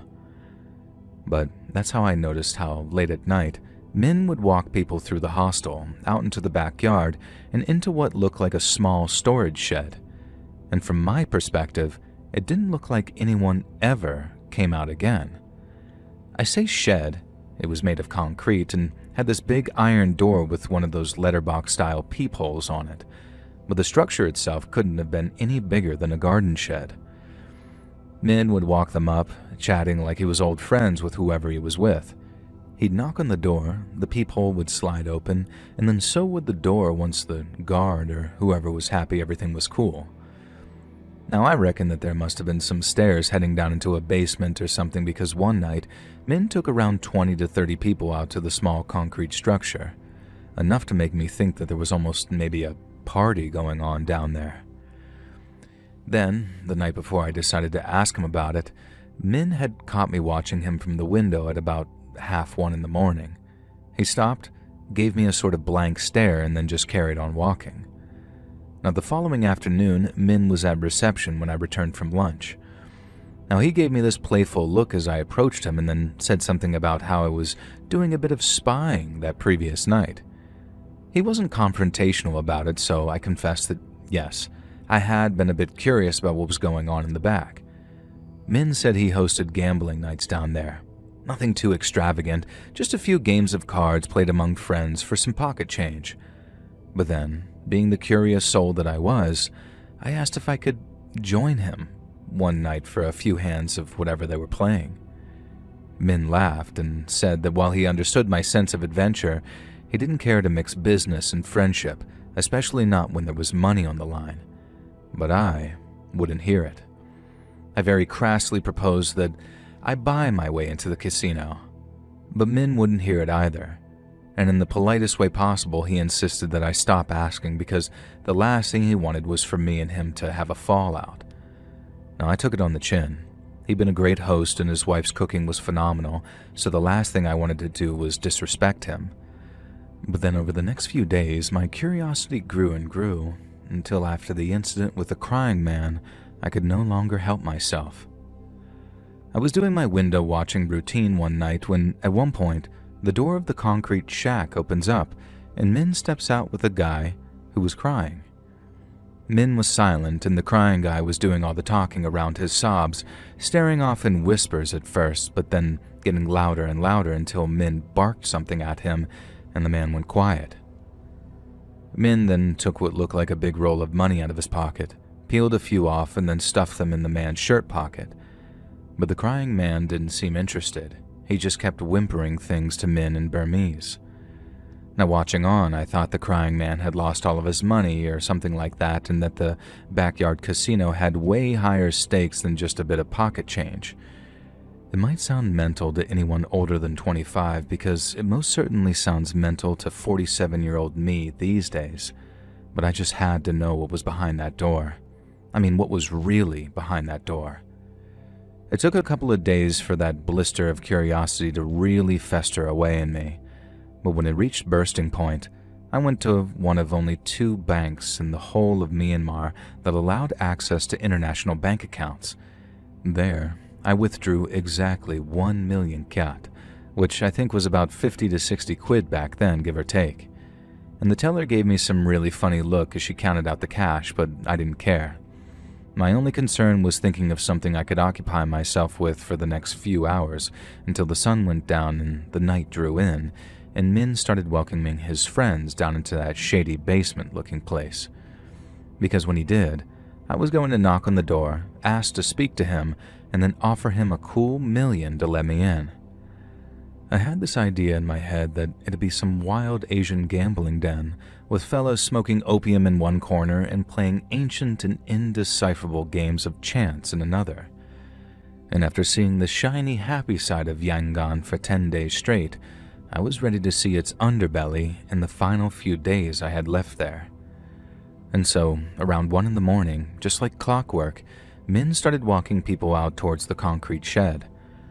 I waited until he walked about 24 people through the yard, and then after chugging half a bottle of beer for some Dutch courage, I made my way downstairs and out into the yard. My heart was going a mile a minute by the time I knocked on the door. The letterbox-shaped peephole slid open, and an angry-looking pair of brown eyes appeared before their owner barked something in Burmese at me. I just asked, "Min?" a few times, hoping he'd understand, but all the guy did was slide the peephole closed again. Now I was left standing there, money in my hand, thinking, they're not just gonna let me in, are they? And I also reckoned Min might get so annoyed that he'd threaten to kick me out of the hostel. But the idiot teenager in me thought that it'd be a good idea to try knocking again, and I thought if Min won't come to the door, then I'd try bribing the doorman. But then no sooner had I knocked, it swung right open, and I was faced with a very angry-looking Min. Now, it was very frightening to be honest, seeing this kindly Burmese bloke suddenly turn on me, and I honestly had no idea what to say, and so I did the only thing I could think of, held out the wad of cash, and told him he could have it if he'd let me into the casino. I honestly thought it was the money that had changed his mind, but when he finally did relent, he told me to put my money away and save it for betting. I was elated, but then Min suddenly threatened me with what he'd do if I didn't stay quiet about what I saw. He said if I went to the police to talk about what I'd seen down there, he'd arrange for them to find some pills in my luggage. He didn't specify what kind of pills, but he didn't have to. I knew what he was getting at. If I grassed him up, he'd have to punish me. But if gambling wasn't completely restricted in Myanmar and Min's little backyard casino wasn't illegal since he wasn't profiting from it, then what the hell was he threatening me for? I didn't dwell on that though, I couldn't. Min was standing right in front of me waiting for an answer. And I told him that I accepted his conditions, and that I wouldn't breathe a word of what I'd seen. I neglected to mention that I intended on telling everyone once I got back home because, of course, I was going to regale them with the tales of my adventures. I just wouldn't say anything to the Burmese police. But then, in what I consider to be a very delicious twist of irony, it was years before I was able to talk to anyone about what I saw that night. Min gave me this look, like he was weighing up his options and weighing me up a bit too, and then after telling me to follow him, we walked past that big iron door together and down a long flight of winding stairs. I stayed close behind Min, with the guard giving me all kinds of funny looks as I passed him. We walked down steps for what felt like a couple of minutes before the stairs stopped and we were faced with another corridor. At the end of it was another thick door, and from behind it, I could hear muffled sounds of shouting and commotion. Min turned to me before he opened and asked if I was sure I wanted to enter, and while it seemed so bizarre to me looking back on it all these years, there wasn't anything I wanted more. When I said yes, I thought he might give me a smile of approval or something, but he didn't. He kept this steely look on his face and then turned and cranked the handle of the big iron door. The second Min pulled it open, I realized that it must have been soundproofed or something because I was hit with what I can only describe as a wave of sound. I'd seen Min welcome about 24 people into the shed, but down in the actual basement, there must have been more than 100 people, all surrounding what looked to be a dogfighting ring. I realized that there must have been multiple entrances too, and that Min's was just one of a network of entrances that led down into a space the size of maybe a secondary school gymnasium. But before I could really take in what I was seeing, Min told me to follow him again. As we weaved through the crowd, it was like every single person turned to look at me. They were positively flabbergasted to see a foreigner in their midst, and I can't say I blame them. I imagine I looked pretty shocked too, especially when I looked down into the little ring in the center and saw a guy hosing what looked like blood into a sewer grate. I couldn't stare for long. I had to keep an eye on Min in front of me as he took us towards a collection of bookmakers. I was convinced I was about to witness either a cockfight or a dogfight. Now imagine my surprise when two young Burmese men were led into the pit, one with a white headband and one with a black headband. Min smiled for the first time and shouted, "Just in time," could be heard over the noise of the crowd. Some of them rushed to the edge of the pit, staring intently at each man, and then a veritable frenzy of betting kicked off next to us. And then once the crowd thinned out a bit, Min asked who I wanted to bet on, black headband or white headband. I told him it was hard to place a bet without knowing what they were about to do, but Min told me it didn't matter. They were about to play a game of chance, not a game of skill or test of strength, and while some gamblers claimed that they could see the winner before the game was even played, Min assured me that that was nonsense. As I handed Min 10,000 kyat, I asked him which contestant he recommended, and without a beat, he said black headband. Then as I watched him hand the money over to the bookmaker and I placed my bet, I started to be reminded of a film I'd watched some time before, a little film called The Deer Hunter. I remember watching the film thinking, no way does that actually happen, and I had a similar thought in that big, loud basement. I asked Min the name of the game that they'd be playing, and I hoped that he'd name some sort of local blood sport. But when he turned to me, raising his voice again to be heard over the crowd, he confirmed my deepest, darkest fears when he said, Russian roulette. I was stunned. I mean, absolutely gobsmacked. But I made a right tit of myself because all I could think to say to Min was, this is just like The Deer Hunter. Obviously, Min hadn't seen that movie. He hadn't even heard of it, and so he gave me this funny look and asked me to repeat myself. I told him it didn't matter, and looking back on it, I think that was some attempt to disassociate from what was actually happening. And then, when everything went down, that it was all actually real, I realized what a huge mistake I'd made. I didn't want to see anyone get their head blown off in front of me, but at the same time I knew that turning to Min and immediately saying, I want to leave, would only make him furious. He'd warned me on multiple occasions not to get involved, so instead of making even more of an idiot of myself, I kept my mouth shut and watched the game unfold. I thought the organizers might go grab each man a chair and a table to put between them, but they didn't. I mean, why would they? It wasn't a movie that didn't need the concealed tubes that made blood squirt out of Christopher Walken's head. The only kind of theatrical thing that happened was when the, I suppose you might call him referee, walked around the edge of the pit, showing everyone how the bullets in the gun weren't fakes or anything. He walked slowly, shouting something in Burmese every so often, and then once he'd completed the full loop, the two contestants stepped face to face with one another. The referee shouted something, and then everyone went quiet. He then flipped a coin, before presumably asking one of the contestants heads or tails. They answered, the ref checked the coin, and then after a word from the contestant, the ref handed the revolver to his opposite number, meaning the man in the black headband would pull the trigger first. It was easily the most surreal and frightening experiences of my entire life, thinking to myself, this can't be happening, while my inner monologue screamed, but it is, and you need to leave right now. But I couldn't. I'd made my bed and now I had to sleep in it. The referee put one bullet in the revolver, and after spinning the cylinder around and around, he slammed it shut and handed it to Black Headband.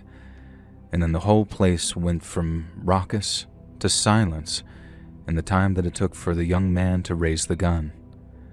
I could see him shaking, and then after scrunching his eyes closed, he pulled the trigger. Yet nothing but a dull click was heard. The room erupted, with people cheering or shouting, and Min explained how all kinds of bets were made on when or who or if. But the rules were that each man took 5 shots and the cylinder was spun before each and every one. If someone died, they died, but more often than not, they didn't. It wasn't like fictional depictions of Russian roulette I've seen where someone's demise seems like the absolute goal. The crowd were just gambling, albeit in a very high-stakes environment, and the contestants stood to gain a lot too. They could bet on their own survival or their opponent's death. Some even bet on themselves to die, as it meant their family got a bit of money if they did. But I've also no doubt that there were people there who wanted to see someone get their head blown off, and I think Min was one of them. When the man in the white headband put the revolver to his head, the room went quiet again. And then after a second dull click, the cycle repeated itself. The room went crazy. The revolver's cylinder was spun, and then it was handed back to the man with the black headband, but once again, pulling the trigger yielded nothing but a dull click. I actually started to relax a little bit as each man completed his fourth trigger pull without a shot. I'd once been convinced I was about to watch someone die, but just like Min said, it seemed like it was actually kind of a rare event that someone was killed playing with just one bullet. It was still horrifying to witness those guys doing what they were doing. I just didn't feel like I wanted to run anymore. But then, as the man in the black headband was due to take his final shot, it looked like he was hesitating. Both contestants were shaking pretty heavily by trigger pulls 4 and 5, but Black Headband was shaking like a leaf by his 5th attempt. Now I thought he was psyching himself up to finish the game, but after shaking and scrunching his eyes closed just like he did the first time, his hand dropped away from the side of his head, and he whined something in Burmese that could have been, "I can't." And the crowd went ballistic, not with cheers this time, but with anger. And as the referee began shouting something at Black Headband, 2 bigger guys, who were obviously security of some kind, jumped into the pit to join them. Black Headband put the gun to his temple again, but again he failed to pull the trigger. I started wondering what might happen in this sort of situation, but was quickly provided an answer. The 2 security guards rushed Black Headband, pinning him to the concrete floor. I thought he might try and shoot them as they rushed him, but he didn't. He just dropped the gun and then backed up with his hands raised like he was pleading with them. Seconds later, he was pinned, and then they held him there while the referee picked up the gun. The ref shouted something at the crowd, who immediately fell silent, and then he put the revolver right against Black Headband's forehead and pulled the trigger. But once again, there was nothing but a dull click. The crowd burst into cheers and laughter that Black Headband had been scared of an empty chamber. Even White Headband was laughing, and he stayed laughing as the referee spun the revolver cylinder one final time before handing it to him. Black Headband was lying on the floor in a puddle of shame, quite literally too, since he actually peed his pants around the time the referee put the gun to his head. Then, White Headband raised the gun, and the crowd fell silent again. He was still chuckling at Black Headband as he pulled the trigger. Then bang! His skull all but disintegrated. If you think the crowd might have reacted any differently than before, with any bloodthirst for example, they didn't. White Headband's head exploding was nothing more than something that won or lost them money. Some cursed, others cheered and waved their betting slips in the air. But me, all I could do was stand there, staring at what remained of White Headband's head until finally I heard Min in my ear saying, "Congratulations, you won." And that was the second time I saw him smile, when realizing I'd made a terrible mistake, as it was written all over my face. He told me to follow him so I could collect my winnings, and then once I'd shoved that big bundle of blood money into my pocket, Min was still smiling as he asked me, "Have you seen enough?" When we were outside again, walking back across the yard, Min reminded me of what had happened if I told people what I'd seen. Not in a rude or overly intimidating way, he just asked if I remembered our arrangement regarding discretion. And when I said yes, he didn't say anything else until we parted ways. He wished me a good night, but I was in no mood to sleep. Instead, I went out drinking, and I ended up giving away that blood money in pieces to a series of beggars I encountered, and I drank until I could only stagger and then almost got myself arrested when I tried to sleep on the steps of a temple I found myself at. The police drove me back to the hostel, and thankfully the reception was deserted, and then I staggered up to my room and crashed out on the bed. The next morning's hangover was abominable, and it wasn't until about lunchtime that I stopped vomiting and was able to keep water down. I wanted to pretend the whole thing had never happened, and apparently Min was only too happy to oblige me, because when I finally trudged downstairs to get some of the in-house food, Min was just as warm and cheerful as ever. I ate in silence, and then went back up to my room to sleep off the rest of my hangover. And then in the evening, I went to a Buddhist temple and stayed there until late at night. Now, I won't get into everything I meditated over. I'm sure you can all probably guess the kinds of things that I was thinking about. But I'll just say that I realized for the first time in my life just how full of darkness and horror the world really is, and how sheltered I'd been from growing up in the leafy green suburbs of England.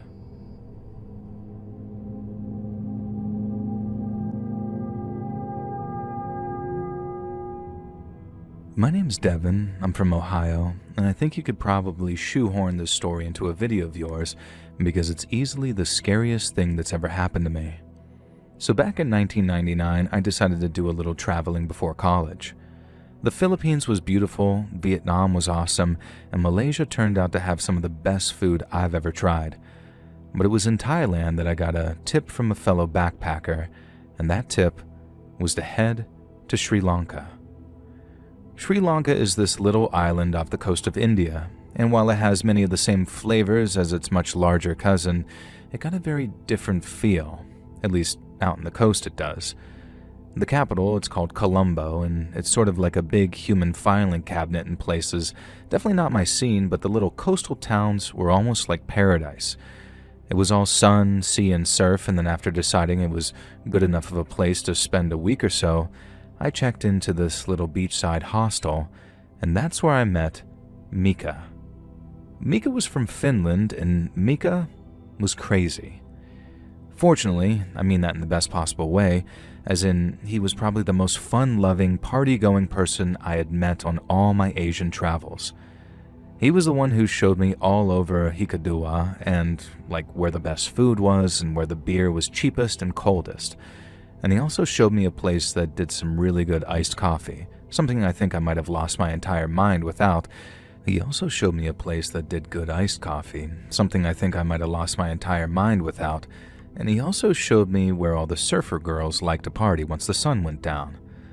Now, one morning after waking up, we decided to blast away the cobwebs with a local hangover cure of eggs, and more eggs with a huge side of red chili sauce. And then when we got back to the hostel, there was someone in our room. The hotel was divided up into maybe 5 different communal rooms, and each one had 3 beds. I met Mika because we were sharing a room, and the 3rd bed had been empty, but when we got back from breakfast, someone had taken it. We had to wait a minute before they returned from using the communal showers, and when they did, a giant walked through the doors to, well, I was going to say greet us, but he didn't. This huge, fat-as-hell red-headed dude walked in wearing nothing but a towel and some flip-flops, and he then gave us some blank stare and then started unpacking the rest of his stuff from some roller case. Mika was the first to say, "Hey man, how's it going?"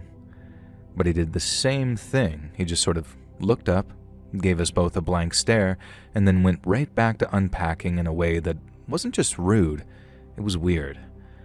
I gave Mika this sort of look when the fat guy's back was turned, as if to say, what the hell is this guy's problem? But then, after a moment it would look like deep thought, Mika asked the guy, "Ruski?"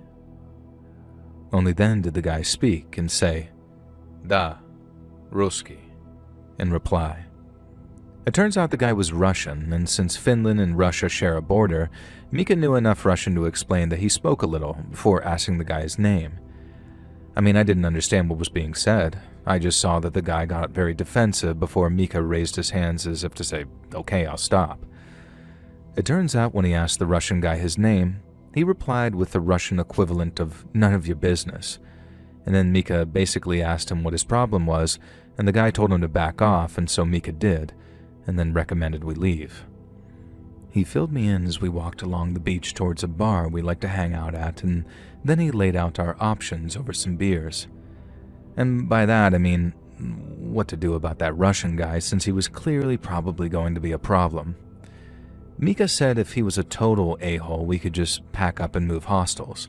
We'd lose out on the days that we'd already paid for, but everywhere was so cheap that it kind of didn't matter if we just pitched up someplace else. But then Mika also said that since the guy was Russian, there was like a 50% chance that he'd end up being chill as hell once he was drunk and figured out that we didn't actually hate Russians. Now, we figured stay one more night, see if he's cool, and if not, then we'd move on. And then we kept on drinking on the beach till the sun had set and it was time for the real party to start. Now, to cut a long story short, we met up with some British girls, who obviously drank like sailors, and then since both me and Mika ended up hitting it off with the two of them, he slipped away to his girl's hotel room after wishing me some good luck. Now, my girl and I can't go to her friend's place because they shared a hotel room, so I invited her back to my hostel hoping that the Russian guy wasn't there. But then right as we're trying to get a tuk-tuk, which is kind of like a motorized rickshaw, the British girl starts projectile vomiting into the street. So not to sound mean, but I knew it was a write-off. And so instead of bringing her back to the hostel, I bought a few bottles of water from a nearby store, both for her to drink and to rinse the vomit a little, and then joined her in the tuk-tuk back to our hotel so I could make sure that she got home safe. It was the right thing to do, so that was cool, I suppose, but the real bonus was knowing that Mika's alone time with his British girl was about to get interrupted. It was a nice night for a walk, so I saved a little money by walking the mile or so back to my hostel. But then instead of taking the road, which got kind of sketchy at night, I walked on the beach. The night sky is incredible out there, another reason why I chose to walk instead, but then maybe about halfway through my walk, I see these two Sri Lankan guys standing on either side of someone sitting on some lounge chair, and even from a distance I could tell it was the red-headed Russian. The Sri Lankan guys were standing, but the Russian was almost as tall as them sitting down, like he was this huge lump just sitting there silent while the Sri Lankans were talking among themselves. Now, I'm in a pretty good mood, right? So I see the Russian guy and I say, "Hey, buddy, how's it going?" And then I ask the two Sri Lankans what's going on. They explained that they'd closed their bar for the night, and when they tried to get the Russian to leave, he ended up sitting his butt down in one of their loungers. The same lounge chair that they needed to clean and stack before they could get home for the night. The Russian guy was already a big proponent of blank stares and few words, but when I looked at him, he looked near blackout drunk. His face was all red, eyes bloodshot, kind of panting too, like one of those fat English bulldogs. I remember what Mika said about him maybe being cool, so I took it upon myself to do those Sri Lankan guys a favor by moving him on while befriending him in the process. I tried almost everything except physically pushing him off that lounge chair, but you know what worked in the end? Saying the word vodka to him. His eyes lit up, and then after repeating the word back to me, he hauled himself to his feet and we were on the move. The Sri Lankan guys were very grateful and were yelling "thank you, good night" as we walked off. Then, being drunk out of my mind, I started just yapping at the Russian guy in a language he couldn't understand just for fun of it. Now I remember saying, "What's your deal, dude? I bet your parents made you wrestle bears in the circus, 'cause you're built like a freaking tank, aren't you?" Now he didn't say anything in reply, he didn't even look at me. He just kept staggering along the beach at my side as I kept on yapping away. We walked for maybe 5 or 10 minutes and then the hostel we were staying at came into view. But when the Russian realized that I hadn't taken him towards vodka, he got mad. He turned and then started staggering towards me saying something in Russian. I told him to chill, that we could get some drinks another time, but nothing stopped him. I didn't think he'd do anything, so when he did, I reacted way too slowly and ended up basically wrestling with a dude who was easily 30 to 40% larger than me, and as you can imagine, that didn't go well. He quickly overpowers me, puts me in a headlock, and then starts smashing the top of my skull with his fist. And his punches hurt like a mother effer, and all the while I'm yelling at him to stop and get off of me, but all he does is keep pounding. I was able to slip out of the headlock with a lot of struggling once he'd tired himself out a little, but I was so drunk that when I did, I immediately fell on my ass again, and when I did, that Russian guy was on top of me with his hands around my neck. I don't think I'll ever forget the feeling of terror for as long as I live, the one I felt when I realized that this wasn't some drunken scuffle anymore, and that if I didn't get his hands off me, I was probably going to die. I tried pulling his hands away by the wrists, but that was no good, and then I tried throwing punches up at him, but nothing that landed seemed to have any effect on him. I kept punching and punching, trying and failing to fill my lungs, and then when they started to burn, I thought, Jesus Christ, man, this is it. This is how I die. I remember trying one last thing where I reach up and started trying to gouge his eye, but still, this Russian guy didn't let go of me. But then just as I was starting to get weak and feel my head start to spin, I heard this voice shouting, "Oi!" and this human missile flies in on the Russian and knocks him square off me. I was still rolling around in the sand, trying to catch my breath, as this voice in some heavily Australian English started yelling, "What's wrong with you, you dog?" And then when I rolled over, I saw two of his friends join in, and all three of them were built like football players. And one of them starts asking me, "Are you alright, mate? Look like a nasty bit of business. Are you two mates or what?" I could barely get a word out, but I managed to rasp out a no, as two of the Aussies proceeded to pin this Russian to the sand by sitting on him, while the third said he'd go and get the police. I asked if I shouldn't hang around so I could tell the cops what had happened, but they said that they'd sort it, in their words, and then told me to get myself home and showered to get the sand off me. That's when I realized how covered in it I was. How there was sand in my hair, in my mouth, even my nostrils too, and to this day I have next to no idea how it all had gotten there. Now, I have no idea what happened to that Russian, if he was arrested, charged, or deported or anything like that, because after telling Mika one hell of a story when he got back later that night, we ended up moving on down the coast the next afternoon. We just didn't want to risk it, you know. There had been enough bad vibes already, so why risk even more of the off chance the Russian managed to skirt his way out of trouble? And the rest of my trip was fine. In fact, nothing like that has ever happened to me since, but even now I still think about what might have happened if those three Aussies didn't show up for me, and I'm just as grateful for them today as I was when they first showed up and saved my life. Hey friends, thanks for listening. Click that notification bell to be alerted of all future narrations. I release new videos every Monday and Thursday at 9 p.m. Eastern Time, and there are super fun live streams on Sundays and Wednesday nights, starting at 7:30 p.m. Hope to see you there, Eastern Time. If you got a story, be sure to submit them over at my email, letsreadsubmissions@gmail.com, and you might even hear your story featured on the next video. And if you want to support me even more, grab early access to all future narrations and bonus content over on Patreon, or click that big join button to hear about the extra perks for members of the channel. And check out the Let's Read podcast, where you can hear all of these stories in big compilations located anywhere you listen to podcasts. I also have a true crime channel called Saturn Soul. New video out now. Go check it out. All links in the description below. Thanks so much, friends. And remember, if not friend, why friend-shaped?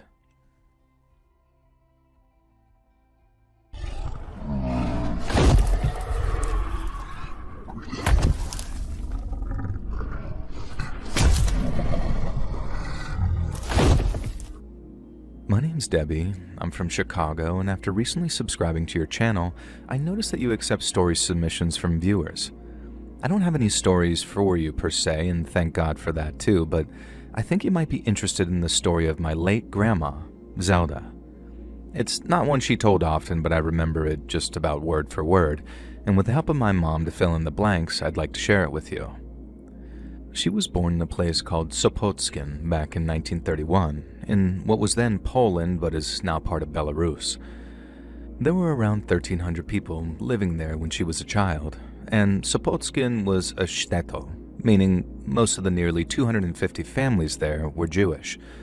Zelda used to wake up to the sound of cows being let out to pasture, as most families kept a milk cow in their barns. She and her family named their cow Nuri, after the Yiddish word for buttercup, and would feed her straw or potatoes that they grew in their cellar. Her father was a tailor, stitching coats and pants in his tiny workshop, while most others did physical labor or traded grain and cattle. Her dad did okay money-wise, but she said that money was always tight. The Polish government slapped heavy taxes on them and banned them from owning land, meaning that they had to pay rent every month instead of owning their homes outright.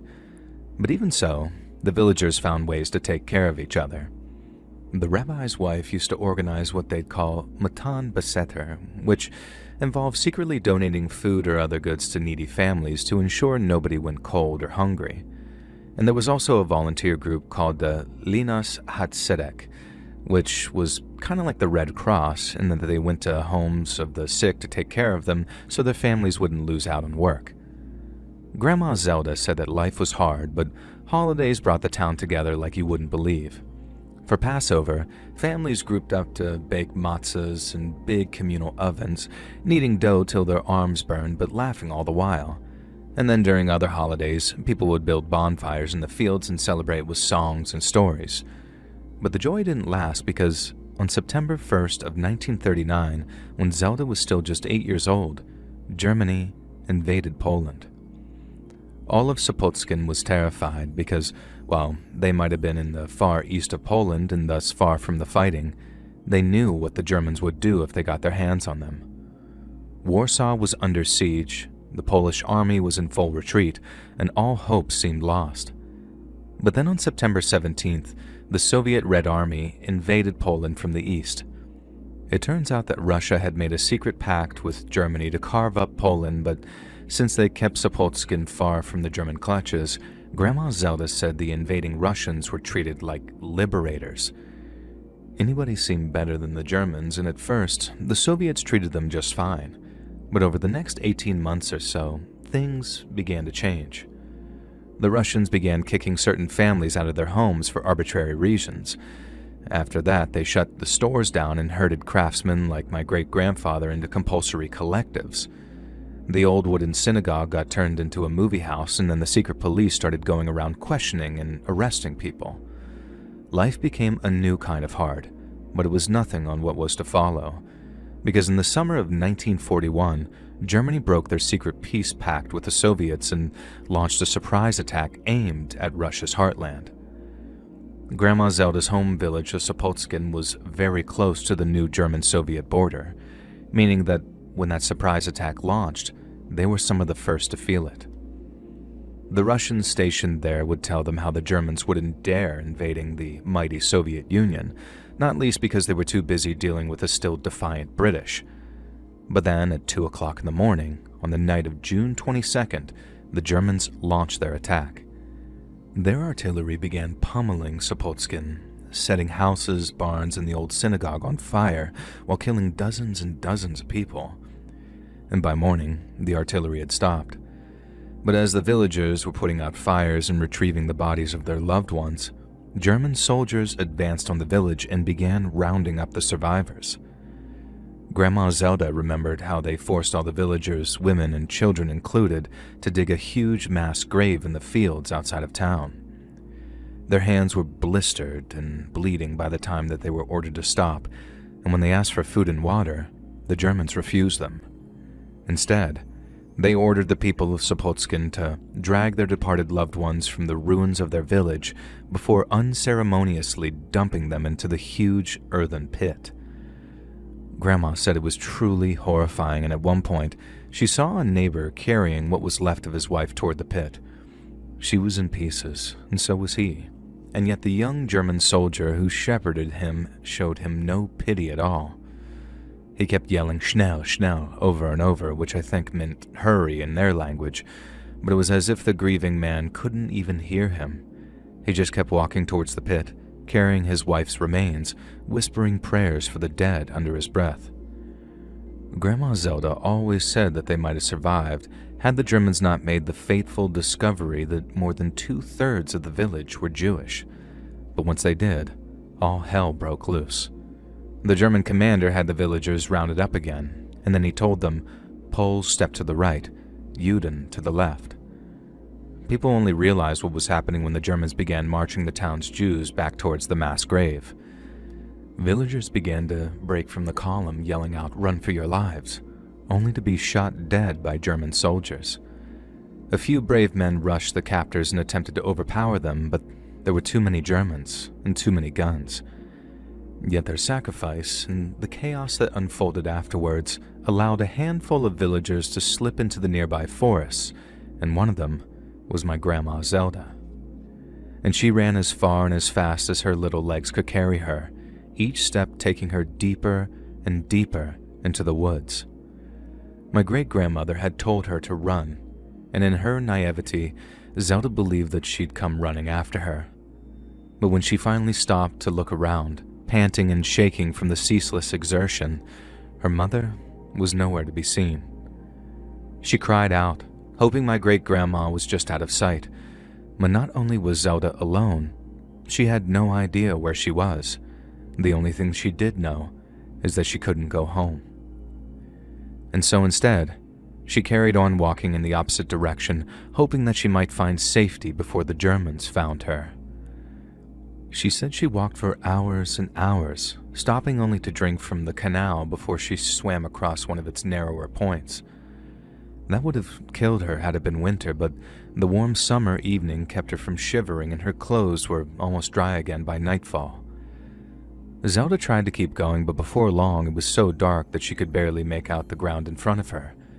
She knew that she had to find a place to stop and rest for the night, but just as she was about to stop and curl up on the forest floor where she was, she spotted the glow of a campfire through some distant trees.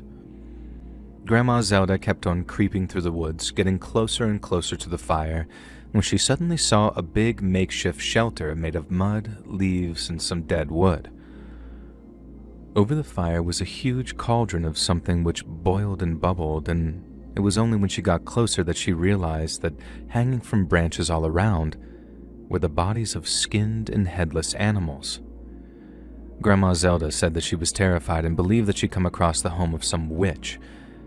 Then, when some old hunchbacked woman came staggering out from under the blanket which served as the shelter's door, her worst fears were confirmed.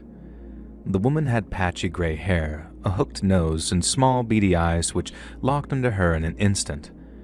Grandma Zelda remembered a crooked smile stretching that woman's lips, revealing a mouth of blackened, decaying teeth. And then she ran, exhausted but renewed with terror, as this old woman called after her through the darkness.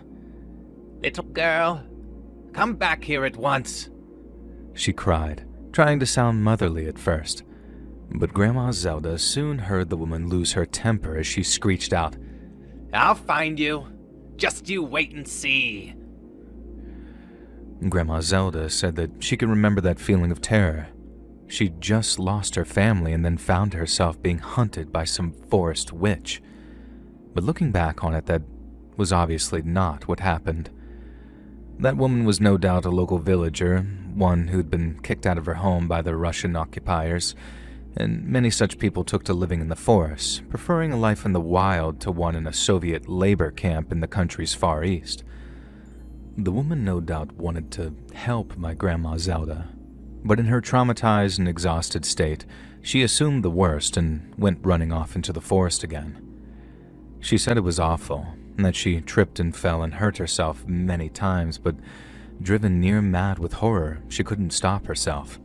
She grazed her knees, tore up her elbows, even bashed her head on the roof of a tree so hard that she felt blood oozing from her hairline. But she only stopped when she was sure that she was safe, and after curling up among the crook of some tree stump, she soon fell asleep. Grandma Zelda said the nightmares woke her up before dawn. She was screaming in her dreams, and then she was screaming when she woke up, too. And since she was frightened that someone might have hurt her, she was soon on the move again. She walked for hours again, feeling her stomach starting to rumble, but not daring to touch any of the many mushrooms and fungi which sprouted from the earth around her. Yet the longer she walked with no food or water, the more she weakened, and she knew that it wouldn't be long before she could no longer walk at all. So imagine her joy when she found a wide dirt path snaking through the trees, because this no doubt led to a settlement, and a settlement meant salvation. Grandma said that she felt a sense of hope for the first time as she followed the track through the woods, a sense of hope which only doubled when she heard the sound of an engine heading down the track towards her.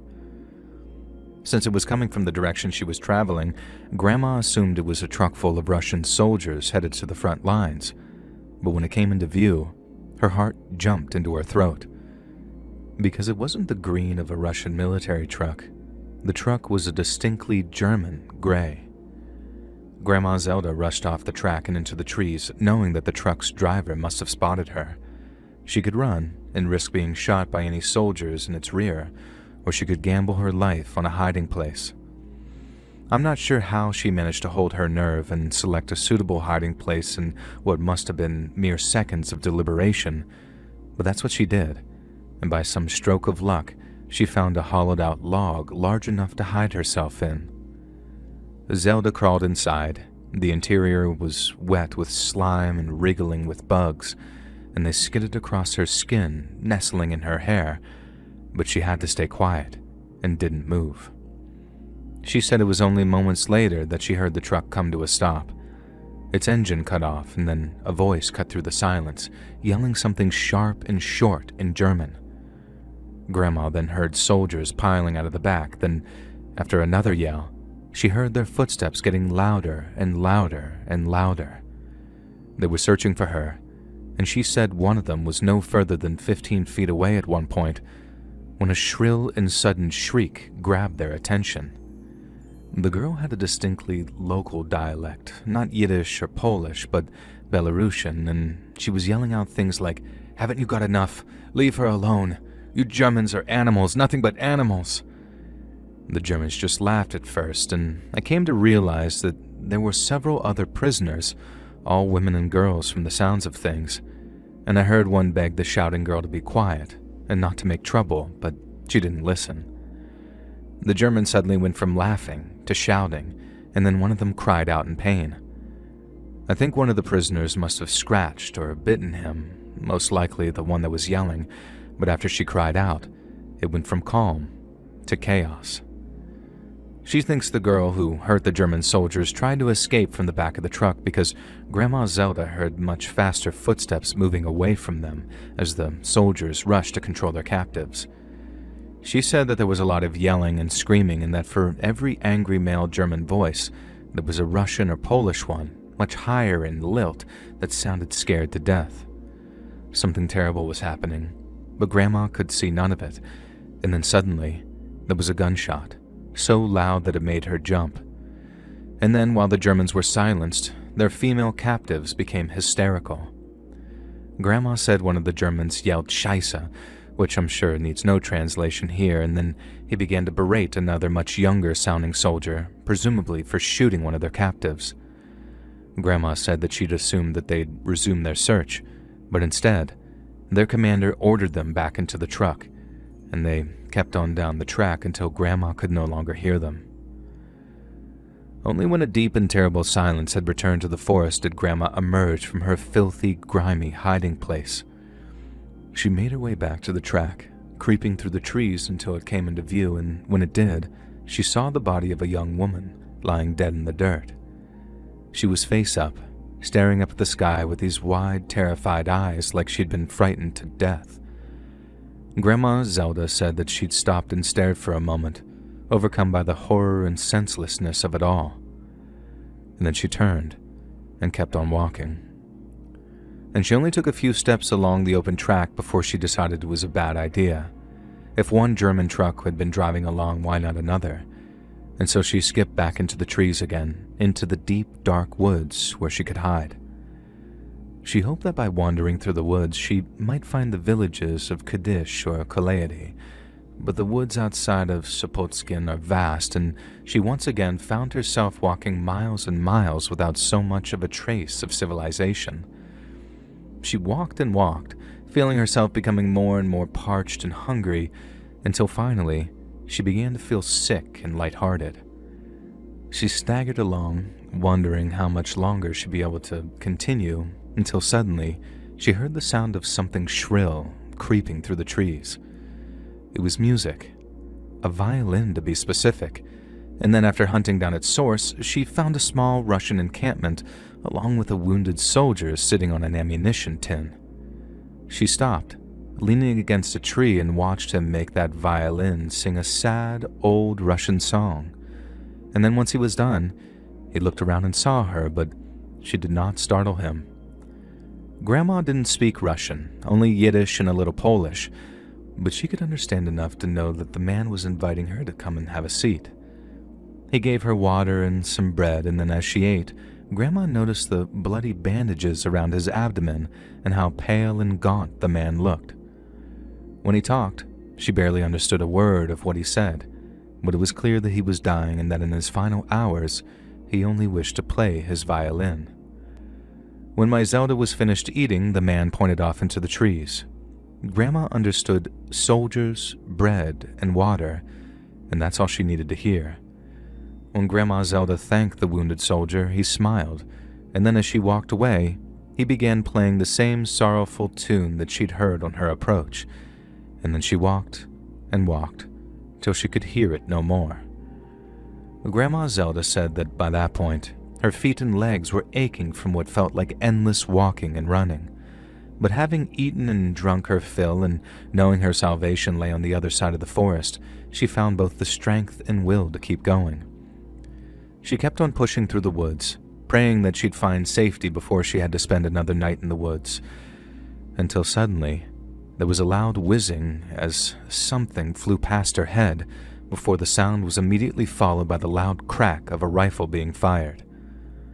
Grandma Zelda said that she darted behind a tree, convinced that she'd run into a German patrol. And then when another bullet struck the tree that she was hiding behind so hard that it made the whole thing shake, she started to scream. Zelda said that she unleashed all of her pain and grief and terror and exhaustion with those screams. There were no words, just wild shrieks as yet more bullets struck the tree that she was hiding behind. Then suddenly, the firing stopped. Grandma said that in the moments that followed, she believed that she'd be overcome by German soldiers. They'd swarm her, beat her, and she didn't know this at the time, but she'd be lucky if she was merely killed, as the fate that awaited her in a German slave labor camp would be 1,000 times worse than simply a quick death.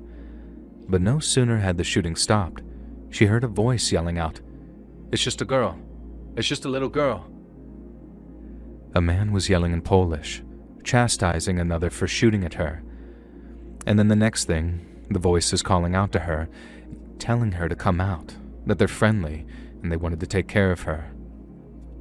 Grandma said that she believed it was a trick, and could only bring herself to peek around the tree that she was hiding behind. But there, walking towards her through the trees, were a group of Polish and Belarusian partisans, civilian fighters wearing civilian clothes. By nightfall, Grandma Zelda was in a mixed encampment of partisans and Soviet soldiers. All had been taken completely by surprise by the German attack, so the scene was a chaotic one. But once again, she was thankfully given food and water by the soldiers before accompanying various groups of Russian soldiers as they retreated back to Moscow to mount a final valiant defense on their nation's capital. There, she lived in a home for orphan children, and it was there that she heard of the war's progression. Everybody seemed to think that they were doomed when she first arrived, yet slowly but surely fortunes were reversed. First, the Germans failed to complete their pincer movement, by which they intended to encircle Moscow, and after that, the Russian counterattack started and each one seemed to be a resounding success. The first real celebration came when it was announced that the Germans had officially been driven out of Russian territory, and then the next big celebration came when the first Soviet soldiers stepped foot on sovereign German territory. The war they started had returned to their homeland, something which brought the entire world a great amount of joy. Yet that joy paled in comparison to which was felt when the greatest news of the 20th century hit the airwaves. The leader of Germany and commander-in-chief of their great and powerful armed forces was dead. Do you know his name? No one really believed it at first, as it was very hard to distinguish between real news and that which was merely propaganda. People had to wait to have headlines confirmed by friends or relatives who'd seen evidence of such things with their own eyes. Obviously, the Allies were unable to recover the remains of their leader, and to this day, this gives rise to theories that he really didn't die and somehow escaped.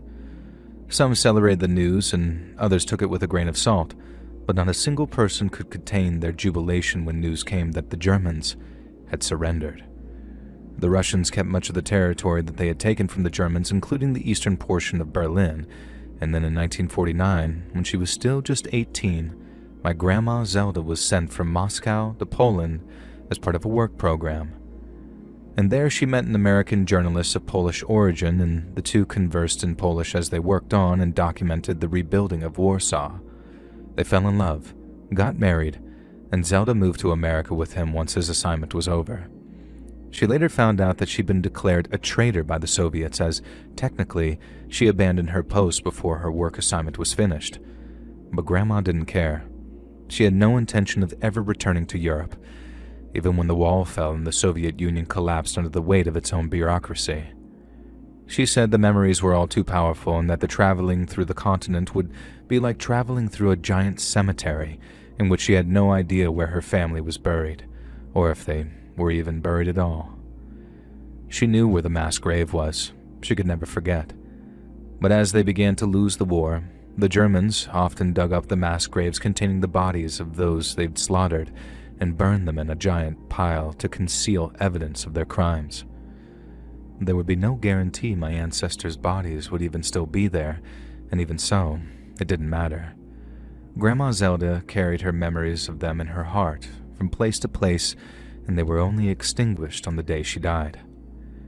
In that way, her heart became a cemetery all of its own, a living, beating memorial to the loved ones she'd lost. A part of preserving that memory was passing on the story, first to her daughter, and then to me. So here's to you, Grandma Zelda, and your incredible story of resilience and survival. You may well have a grave here in America, but just as you did, I'll carry all my happy memories of you in my heart, where they can never be dug up, burned, or erased.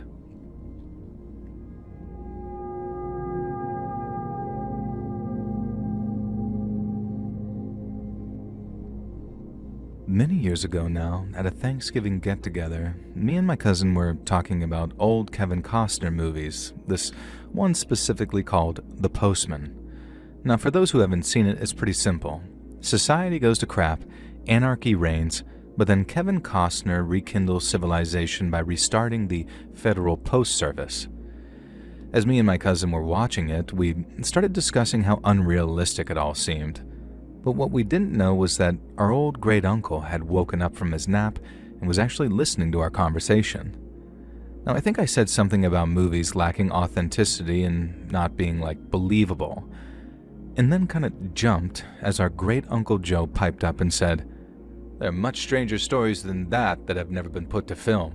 I'll tell you that for nothing." Now, me and my cousin asked, "Like what, Uncle Joe?" To which he replied, "What about a story about a town called Story, and the Wolfman living out near Murder Creek?" My cousin and I waved him off, saying that there was no such story about a town called Story and no such place called Murder Creek. But Uncle Joe swore blind that it was true, and he even said that he met the Wolfman, and that he was covered in hair and had these big yellow eyes, and that he was as real as you or me. When me and my cousin responded, "Swear on the Bible, Uncle Joe?" he told us he'd swear on anything we wanted him to, and then in exchange of grabbing him another beer from the fridge, this is the story he told us. Our Uncle Joe was born in a little Arkansas town called Mount Ida back in 1921. It was the largest town in Montgomery County, but there were only a couple of hundred people living there at the time that the story actually took place. The rest were spread out among little hamlets named things like Malden, Gibbs, Washita, and Story. Now back then, Story was nothing more than a couple of houses and a site that they'd marked out to build a Baptist church. But just like today, it's almost entirely surrounded by dense pine woods as it resides on the western edges of the Washita National Forest. Uncle Joe went to high school with a girl who lived up in Story named Emily Bandy. She was a pretty young lady with light blonde hair and big blue eyes, and all the boys at school had a crush on her. But then one day in 1935, a 14-year-old Emily walked off into the woods to find a toy arrow her little brother had lost, but she didn't walk out again. She was found a few hours later by her distraught father and uncle, and what they saw horrified them. Emily Bandy had been beaten to a pulp and stripped of her clothes, and when they found her, she was clinging to life. A doctor was summoned, who arrived at the Bandy residence as quickly as he could, And then after stemming the girl's internal bleeding and administering a cutting-edge treatment known as a blood transfusion at the time, Emily's father was told the girl might just live. Thankfully, Emily Bandy did end up surviving her ordeal, but was unable to describe her attacker until she was properly rested. And yet when she did, the blood of those who heard her description ran cold. Because according to young Emily, the thing that attacked her was no man, but a monster. Emily said she'd been walking through the woods, eyes on the ground in search of her brother's toy arrow. He'd been crying about losing it for almost an hour, so rather than listen to him wailing on about it for any longer, she took it upon herself to find it for him. And yet as she walked through the pines, determined to stop her brother's crying, something jumped out from behind a tree and struck her so hard in the side of the head that she blacked out for a moment. She woke up on the ground with something on top of her, something which appeared to sport jet black hair all over its body. It drooled as it let out a guttural growl, savaging her on the forest floor. And then as she tried to resist, it began striking her again. The next thing she remembered, it howled before it rolled away from her and found its feet.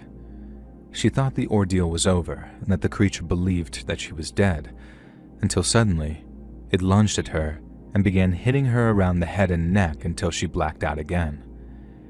She later said that she believed that she was in heaven when her father and uncle first woke her up, and then when she realized she was not, the pain was so great that all she wanted to do was die. But then once she recovered, the only thing which frightened her more than that thought was the image of that monster writhing and howling on top of her. One of the men in attendance when Emily described her attacker was the county sheriff, and he soon organized a search of the woods around Story, a search which included not only deputies, but also a whole bunch of volunteers armed with shotguns and rifles. But on account of just how nervous and twitchy everyone was, it took just about all the deputies' organizational skills just to keep the volunteers from shooting one another. Needless to say, the hunt for Emily Bandy's attacker was unsuccessful, and the same could be said for the second hunt, which was mounted that very next day. But in the early morning hours of the third day, a deputy named Adams got up before dawn, put on his uniform and a blaze orange hunting cap, and then went walking off into the woods with a rifle slung over his shoulder. According to my great-uncle Joe, Deputy Adams was half Choctaw on his father's side, and that his daddy had taught him all kinds of hunting and tracking skills as a boy. The county sheriff hadn't wanted to let him off the leash, as it were, on account of all the volunteers. But on that third day, and tired of a bunch of clumsy but well-meaning hunters slowing him down, Deputy Adams walked off into the woods to bag himself a monster. He started right back at the place the attack happened, and then from there, he wandered deeper and deeper into the woods until he reached a stream out near a hill they call Calibiot Mountain. It was just after dawn had broken, so there was a soft blue light breaking through the trees, and then as Deputy Adams was walking by the river's edge, smack bang in the middle of nowhere, he looked up to see something which stopped him in his tracks. Downstream from him by maybe 50 to 60 yards, a man was kneeling by the water's edge and drinking from the stream.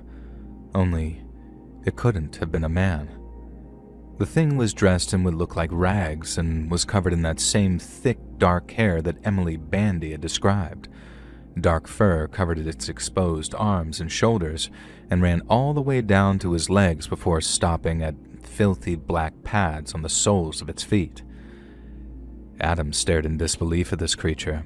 As unaware of his presence, it continued to drink. Then finally, Adams suddenly snapped out of his stupor and brought his rifle to his shoulder. Yet after hearing the distinct chambering of a round of Adams' rifle, the creature looked up, saw him, and then bolted off into the trees on two legs at speeds that seemed impossibly fast. Adams later said that he was too shaken to even attempt to shoot. Not just because of how shaken he was, but because whatever that thing was, it needed to be brought in alive. Even as far back as the 30s, people believed in Sasquatches and mountain men. Deputy Adams was a practical man and didn't believe that there was a single animal out there that he hadn't seen during one of his hunts in the woods. So imagine his shock and surprise when he saw what he believed was some kind of missing link right there before his eyes. He told the county sheriff what he saw the moment he got back to Mount Ida, and when he did, the sheriff went about organizing a third search to be conducted that very next day. Only, instead of combing the woods through the morning and the afternoon, the deputies and just a handful of the best hunters would set up hides near bodies of water, where they would watch and wait for any sign of this strange creature. Unfortunately, the attempt to catch it unawares again was unsuccessful, but that just made it clear that they were dealing with a highly intelligent and therefore highly dangerous predator.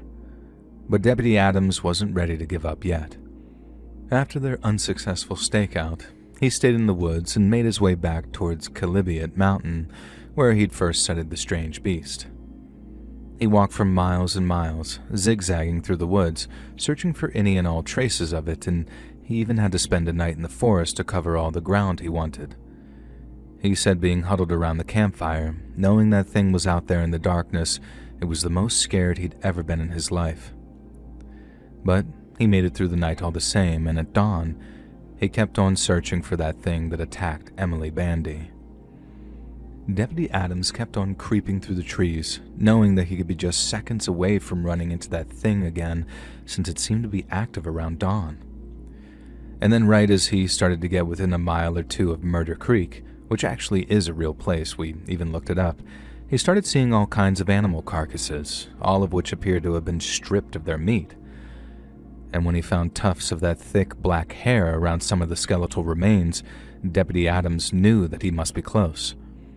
But as he got closer and closer to Murder Creek, he could have never prepared himself for what he was about to discover, because as he crept along the side of a hill, he spotted a small cave. It was no more than a flat triangular tunnel, but right there, feasting on the raw meat of some small furry animal, was the creature he'd spotted just 2 days prior.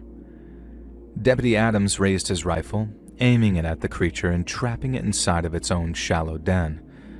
But as it looked up and locked eyes with the deputy, he realized it was no wild beast, because despite the thick black hair covering the thing's body, its eyes were distinctly human. The thing held Deputy Adams' gaze as it dropped what it was eating, but it didn't try to escape. Instead, it began to shake its head, in a voice that sounded like it had only the slightest grasp of English as it pleaded, "No." Deputy Adams was so stunned that he thought he might fall down. But as he continued to stare, aghast and open-mouthed, he realized the thing was not a thing at all, but rather a man, a young man, and one with a very peculiar affliction. Since Deputy Adams had already resigned himself to wandering the woods after that previous morning's stakeout, he was carrying some hard cheese and bacon wrapped in a little cloth. He took it out and offered some to the strange young man, who gobbled it down greedily as soon as it was offered. And then over the next few hours or so, he gained the young man's trust and began to learn a thing or two about him. It wasn't clear exactly how it happened, but Deputy Adams realized that while the young man must have been abandoned as a child, fear and suspicion had led him to a life in the wild. He spent his formative years in the small town of Washita back in Montgomery County, but whenever people saw him, they got scared, and when they got scared, they got violent. The man had become all too accustomed to fleeing at the sight of them, and even when Deputy Adams felt he'd earned his trust, the young man would still flinch whenever he spoke too loud or moved too fast.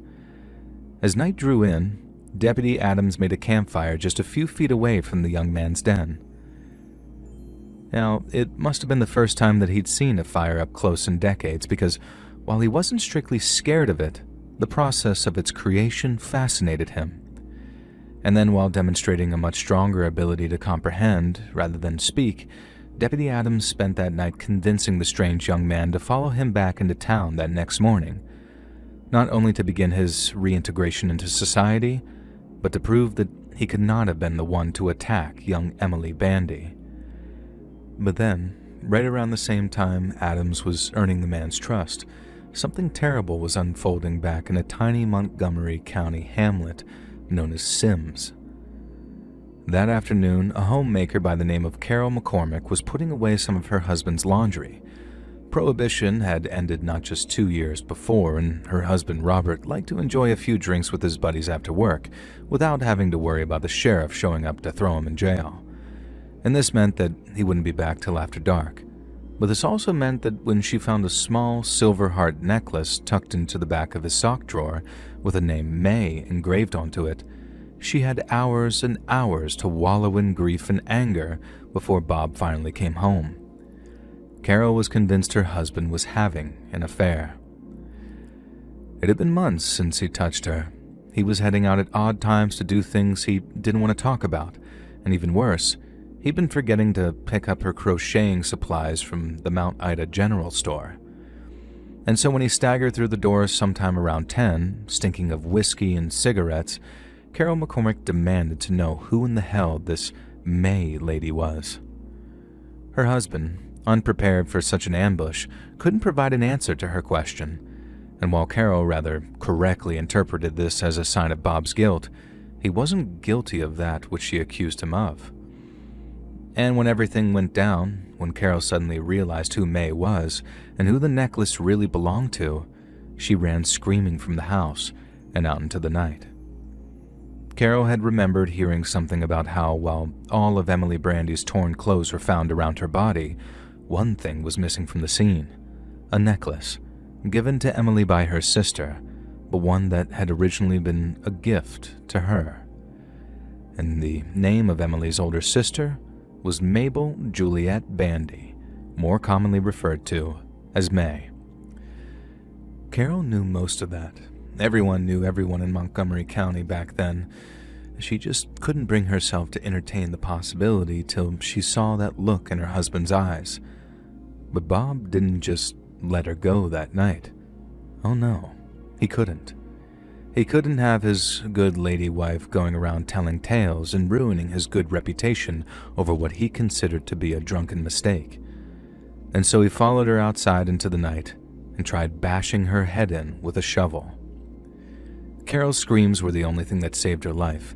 That and the shotgun one of their neighbors held when he came out to see what in the hell was going on out there. He told Bob if he so much as moved, he'd blow his goddamn head off. And then his wife came out to join him, and after gasping at the sight of her husband holding their beloved Bob at gunpoint, she grabbed the rope that he used to tie Bob up, and he was off in the direction of Mount Ida to grab the sheriff. Uncle Joe said Bob McCormick spent the night in the county jail and did so on 2 charges of attempted murder, among other things.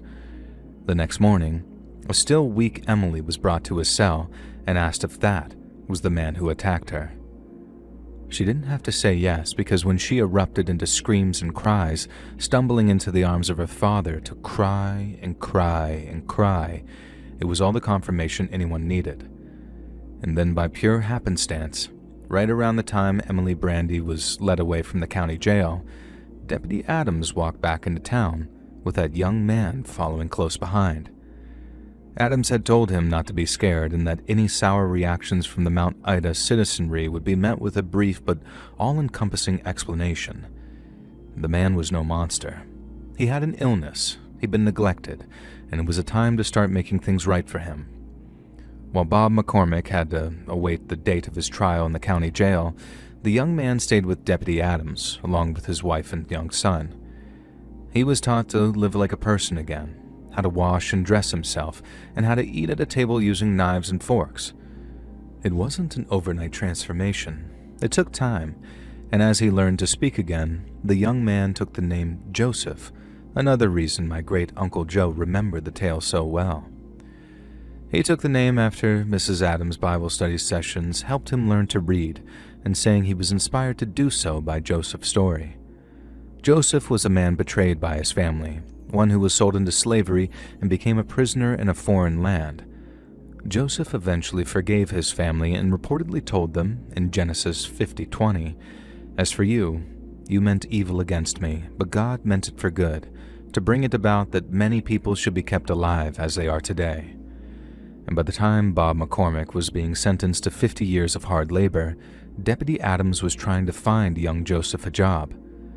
Given how skittish he was, as well as his lack of general education, Joseph was far too anxious and frightened for regular employment. But Deputy Adams didn't give up on him, and after hearing of a freak show that was attached to a traveling carnival, he paid the show a visit when it passed through Montgomery County. But rather than find a cruel and exploitative operation that took advantage of the so-called freaks in its employment, Deputy Adams found a sanctuary for such people. There was a bearded lady named Leela, a tiny little dwarf man who danced the Lindy Hop, and a fellow who called himself the Lizard Man, but who in reality just had some kind of skin condition. These people welcomed Joseph with open arms, telling him that he was finally in a place where folk understood and didn't judge. And then, since he was born and raised in Washita, a little town just down the road from Story, young Joseph's stage name had just about been decided for him. For backstage, he'd be Joseph, their compatriot and co-worker, but to the audience, he'd be the weird and wonderful Washita Wolfman, and they'd be charged money for the honor of seeing and talking to him. Word has it that Deputy Adams cried a few silent tears on the day that the carnival left town, not out of sadness, but because of the way Joseph had thanked him for saving his life. And then after that, the story of Emily Bandy, Deputy Adams, and the Washita Wolfman passed on into legend and became a tale passed down from one generation to another. Like I said, my cousin and I went away and did our own research because we didn't think that there was a single chance in hell that a town called Story and a creek called Murder were real places. And like I may have also said, every single piece that Uncle Joe mentioned checked out. And so to me, the story of the Washita Wolfman is all the proof I needed that sometimes the truth is far, far stranger than fiction could ever be.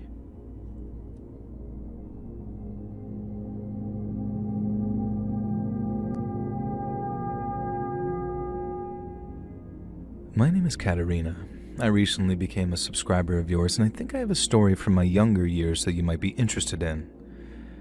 I currently live in London with my husband and my grown-up daughter, but I grew up in Russia during the Soviet times, and in the summer of 1984, I was a 26-year-old junior researcher at the Leningrad Institute of Geology. My work was, in a word, boring, but back then, working at a university allowed you certain privileges, such as the opportunity for travel. So when I was offered a spot on a research trip set to Siberia, I jumped at the chance. Myself and a team of 7 other researchers flew from Moscow to Omsk, then to Krasnoyarsk. Then from there, a much smaller plane would fly us out to a town on the banks of the Yenisei River named Zotino, where we'd study nearby coal deposits. The plane was an old Antonov, the smaller propeller-driven kind that smelled of oil and was horribly uncomfortable to sit in. We sat on the metal benches, holding our sample bags on our laps, shouting to be heard over the plane's rattling. But then, around 2 hours into the flight, the engines start coughing. First one, then the other. The pilot came on the intercom and said it was nothing to worry about, but only a minute later, the plane dropped hard. People screamed, and I remember gripping the metal bunch so hard that the edge bit into my fingers. The sound of rushing air got louder and louder until it sounded like it was screaming. 3 branches came rushing up at us through the windows before a sudden impact threw all of us forward. The glass smashed and metal groaned, and then the next thing I remember, I was waking up in the wreck to this horrible silence hanging in the air. My head hurt, and my knee was in agony, but I could just about stand. The pilot and co-pilot were still in their seats, but they hadn't made it. The rest of us were alive, but in bad shape. Yuri had a broken leg. Tanya's arm was so badly broken that she couldn't stop crying, while the others had an assortment of broken legs and twisted ankles, along with cuts, bruises, and a few cracked ribs. The plane's radio was broken, so there was no calling for help. Nobody could walk far, and I was the only one on my feet, and so it only made sense that it was me who went to look for help. We had some supplies that survived the crash. It was little more than 2 plastic bottles of water from the cockpit and 3 small bags of peanuts that the steward had handed out before takeoff. I knew I could make them all last quite a while, but we were in one of the largest uninterrupted forests in the world. It stretched in every direction, thick, dark, and endless, and we didn't have even the faintest of idea of where we were. There was a flare gun, but we had to wait until the sun had set for that to be truly effective, and until then, what choice was there other than to make the most of what little energy I had? I stuffed the bottled water and peanuts into my coat pockets, listening as my injured comrades wished me luck, and then I started walking towards what I assumed was the east. The first day was the easiest. I followed what looked like a game trail, one that was infested with mosquitoes which bit at my face and neck. And by the evening time, my knee was throbbing, and I'd already drank more than half a bottle of water. I stopped where there was a shelter, ate a handful of peanuts, and then slept against a fallen log for a few hours until it got too cold to sleep. On the second day, the wolves found me. I heard them first, their low howls far off at first, but then they got closer. I saw their shapes between the trees, all gray and thin, and there had to be at least 6 or 7 of them, and they didn't rush or charge me. They just followed at first, keeping 20 or 30 meters back. I picked up a branch and waved it, shouting at the top of my voice to seem big and scary. They stayed away, but they didn't leave. That night, I made a small fire with dried twigs and pine needles. I sat with my back to the flames, watching for any sign of those wolves, and before long I could see the flames glowing in their eyes. I took a stick from the fire and waved it around while shouting in hopes that it'd scare them off. It didn't. They just kept watching and waiting. And by the third day, my water was almost gone and the peanuts were down to 1 bag. My lips were cracked from the dehydration and every single step hurt like a fresh wound. The forest looked the same in every direction, nothing but tall pines and fallen logs covering as far as the eye could see. I started talking to myself just to hear a voice, telling myself the others back at the wreck were still alive and that I was going to make it. The wolves were still there, getting closer the more I slowed. I kept the branch in my hand like a club, but I knew that if they came for me, I was done for. Late on the 4th afternoon, I smelled wood smoke from a campfire. And as far as I thought, I was imagining it like a kind of forest mirage or something, but then I heard the sound of loud saws and I started walking faster. My heart was beating so hard it felt like it was going to burst because I knew I'd done it. And then as the trees opened up a little, there it was, a small logging camp stretched out in front of me. There had to be 5 or 6 wooden huts, a big pile of cut logs, and a generator chugging away and belching out some black smoke. Men in padded jackets and felt boots moved between the buildings, but they didn't seem to be Russian, and I'd soon discovered that they were actually Chinese migrant workers working under an international labor program. I'd heard rumors that some contract workers came from China to cut timber in the Far East, but I never thought that I would ever see them up close. As I approached, one of them spotted me and shouted. They all stopped, and then a short man with a black cap came forward, and he spoke with a very heavy Russian accent, but I could understand him. He asked where I had come from and what had happened to me, and I told him that there was a plane crash, that others were hurt, and that they needed help. He didn't ask many questions. He simply brought me inside to the nearest hut to warm me up. Someone gave me some hot tea with sugar, and then they fed me rice and some kind of salted fish. I told them about the wreck, about the wolves, about the peanuts I had left, and then when I thought about my comrades, I started to cry.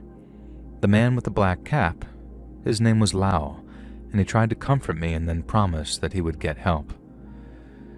There was a phone in the hut. Lao picked it up, spoke fast in some Chinese, and then waited a few moments before he switched to Russian. He said that there were survivors who needed rescue, and then began reading off a set of coordinates while looking at a map. The search team came the next morning in 2 helicopters. They asked if they knew which direction I'd traveled, and since I had a rough idea, they flew us west. It looked like a great ocean of trees out there, like it'd be impossible to find the wreck and my comrades, but then suddenly, someone pointed and shouted, and there it was. It looked tiny from the air, just a crumpled metal shape in that ocean of green. My comrades were still alive, huddled under a shelter that they made out of a tarp thrown over the crashed plane's wing. When they heard the helicopters, some of them hobbled out and began waving. There were no places to land, so the rescue workers had to haul my wounded comrades up on stretchers attached to ropes. I was in a helicopter with Yuri and Tanya. They were too weak to talk, but they didn't need to. No words could have been adequate to describe what we felt in that moment. They took us to a hospital far away, and doctors set bones, gave us shots, and fed us broth. And then after a week of treatment and rest, they flew us back to Leningrad. We thought that they'd be happy to see us, but when our colleagues from the Institute met us at the airport, they looked nervous, and then when we got back to the Institute, they told us the bad news. Thanks to our failure, the ministry had decided to cut our funding. That was how things worked back then. We were punished for things we had no control over, quite literally adding insult to injury. And I was back at work after about 6 weeks. And for a long time, my knee would ache whenever it rained, and sometimes at night, I'd wake up sweating after nightmares about the wolves. I still have one empty peanut bag in a drawer at home. It's faded and torn, but it serves as a reminder of what I've lived through and achieved. We survived not just because one person could walk, but because others were kind and because sometimes fate gives you a chance. Hey friends, thanks for listening. Click that notification bell to be alerted of all future narrations as I release new videos every Monday and Thursday at 9 p.m. Eastern Time. And there are super fun live streams on Sundays and Wednesday nights. I'd love to see you there. If you got a story, be sure to submit them over at my email, letsreadsubmissions@gmail.com, and maybe even hear your story featured on the next video. And if you want to support me even more, grab early access to all future narrations and bonus content over on Patreon, or click that big join button to hear about the extra perks for members of the channel. And check out the Let's Read podcast, where you can hear all of these stories and big compilations located anywhere you listen to podcasts. I also have a true crime channel called Saturn Soul. All the links for everything are down in the description below. Thanks so much, friends. And remember, bing bong bong, bing bing bing bong. Hey Joel, here's my movie hot take. Maggie is Arnold Schwarzenegger's best acting movie. Maggie? I don't remember Maggie.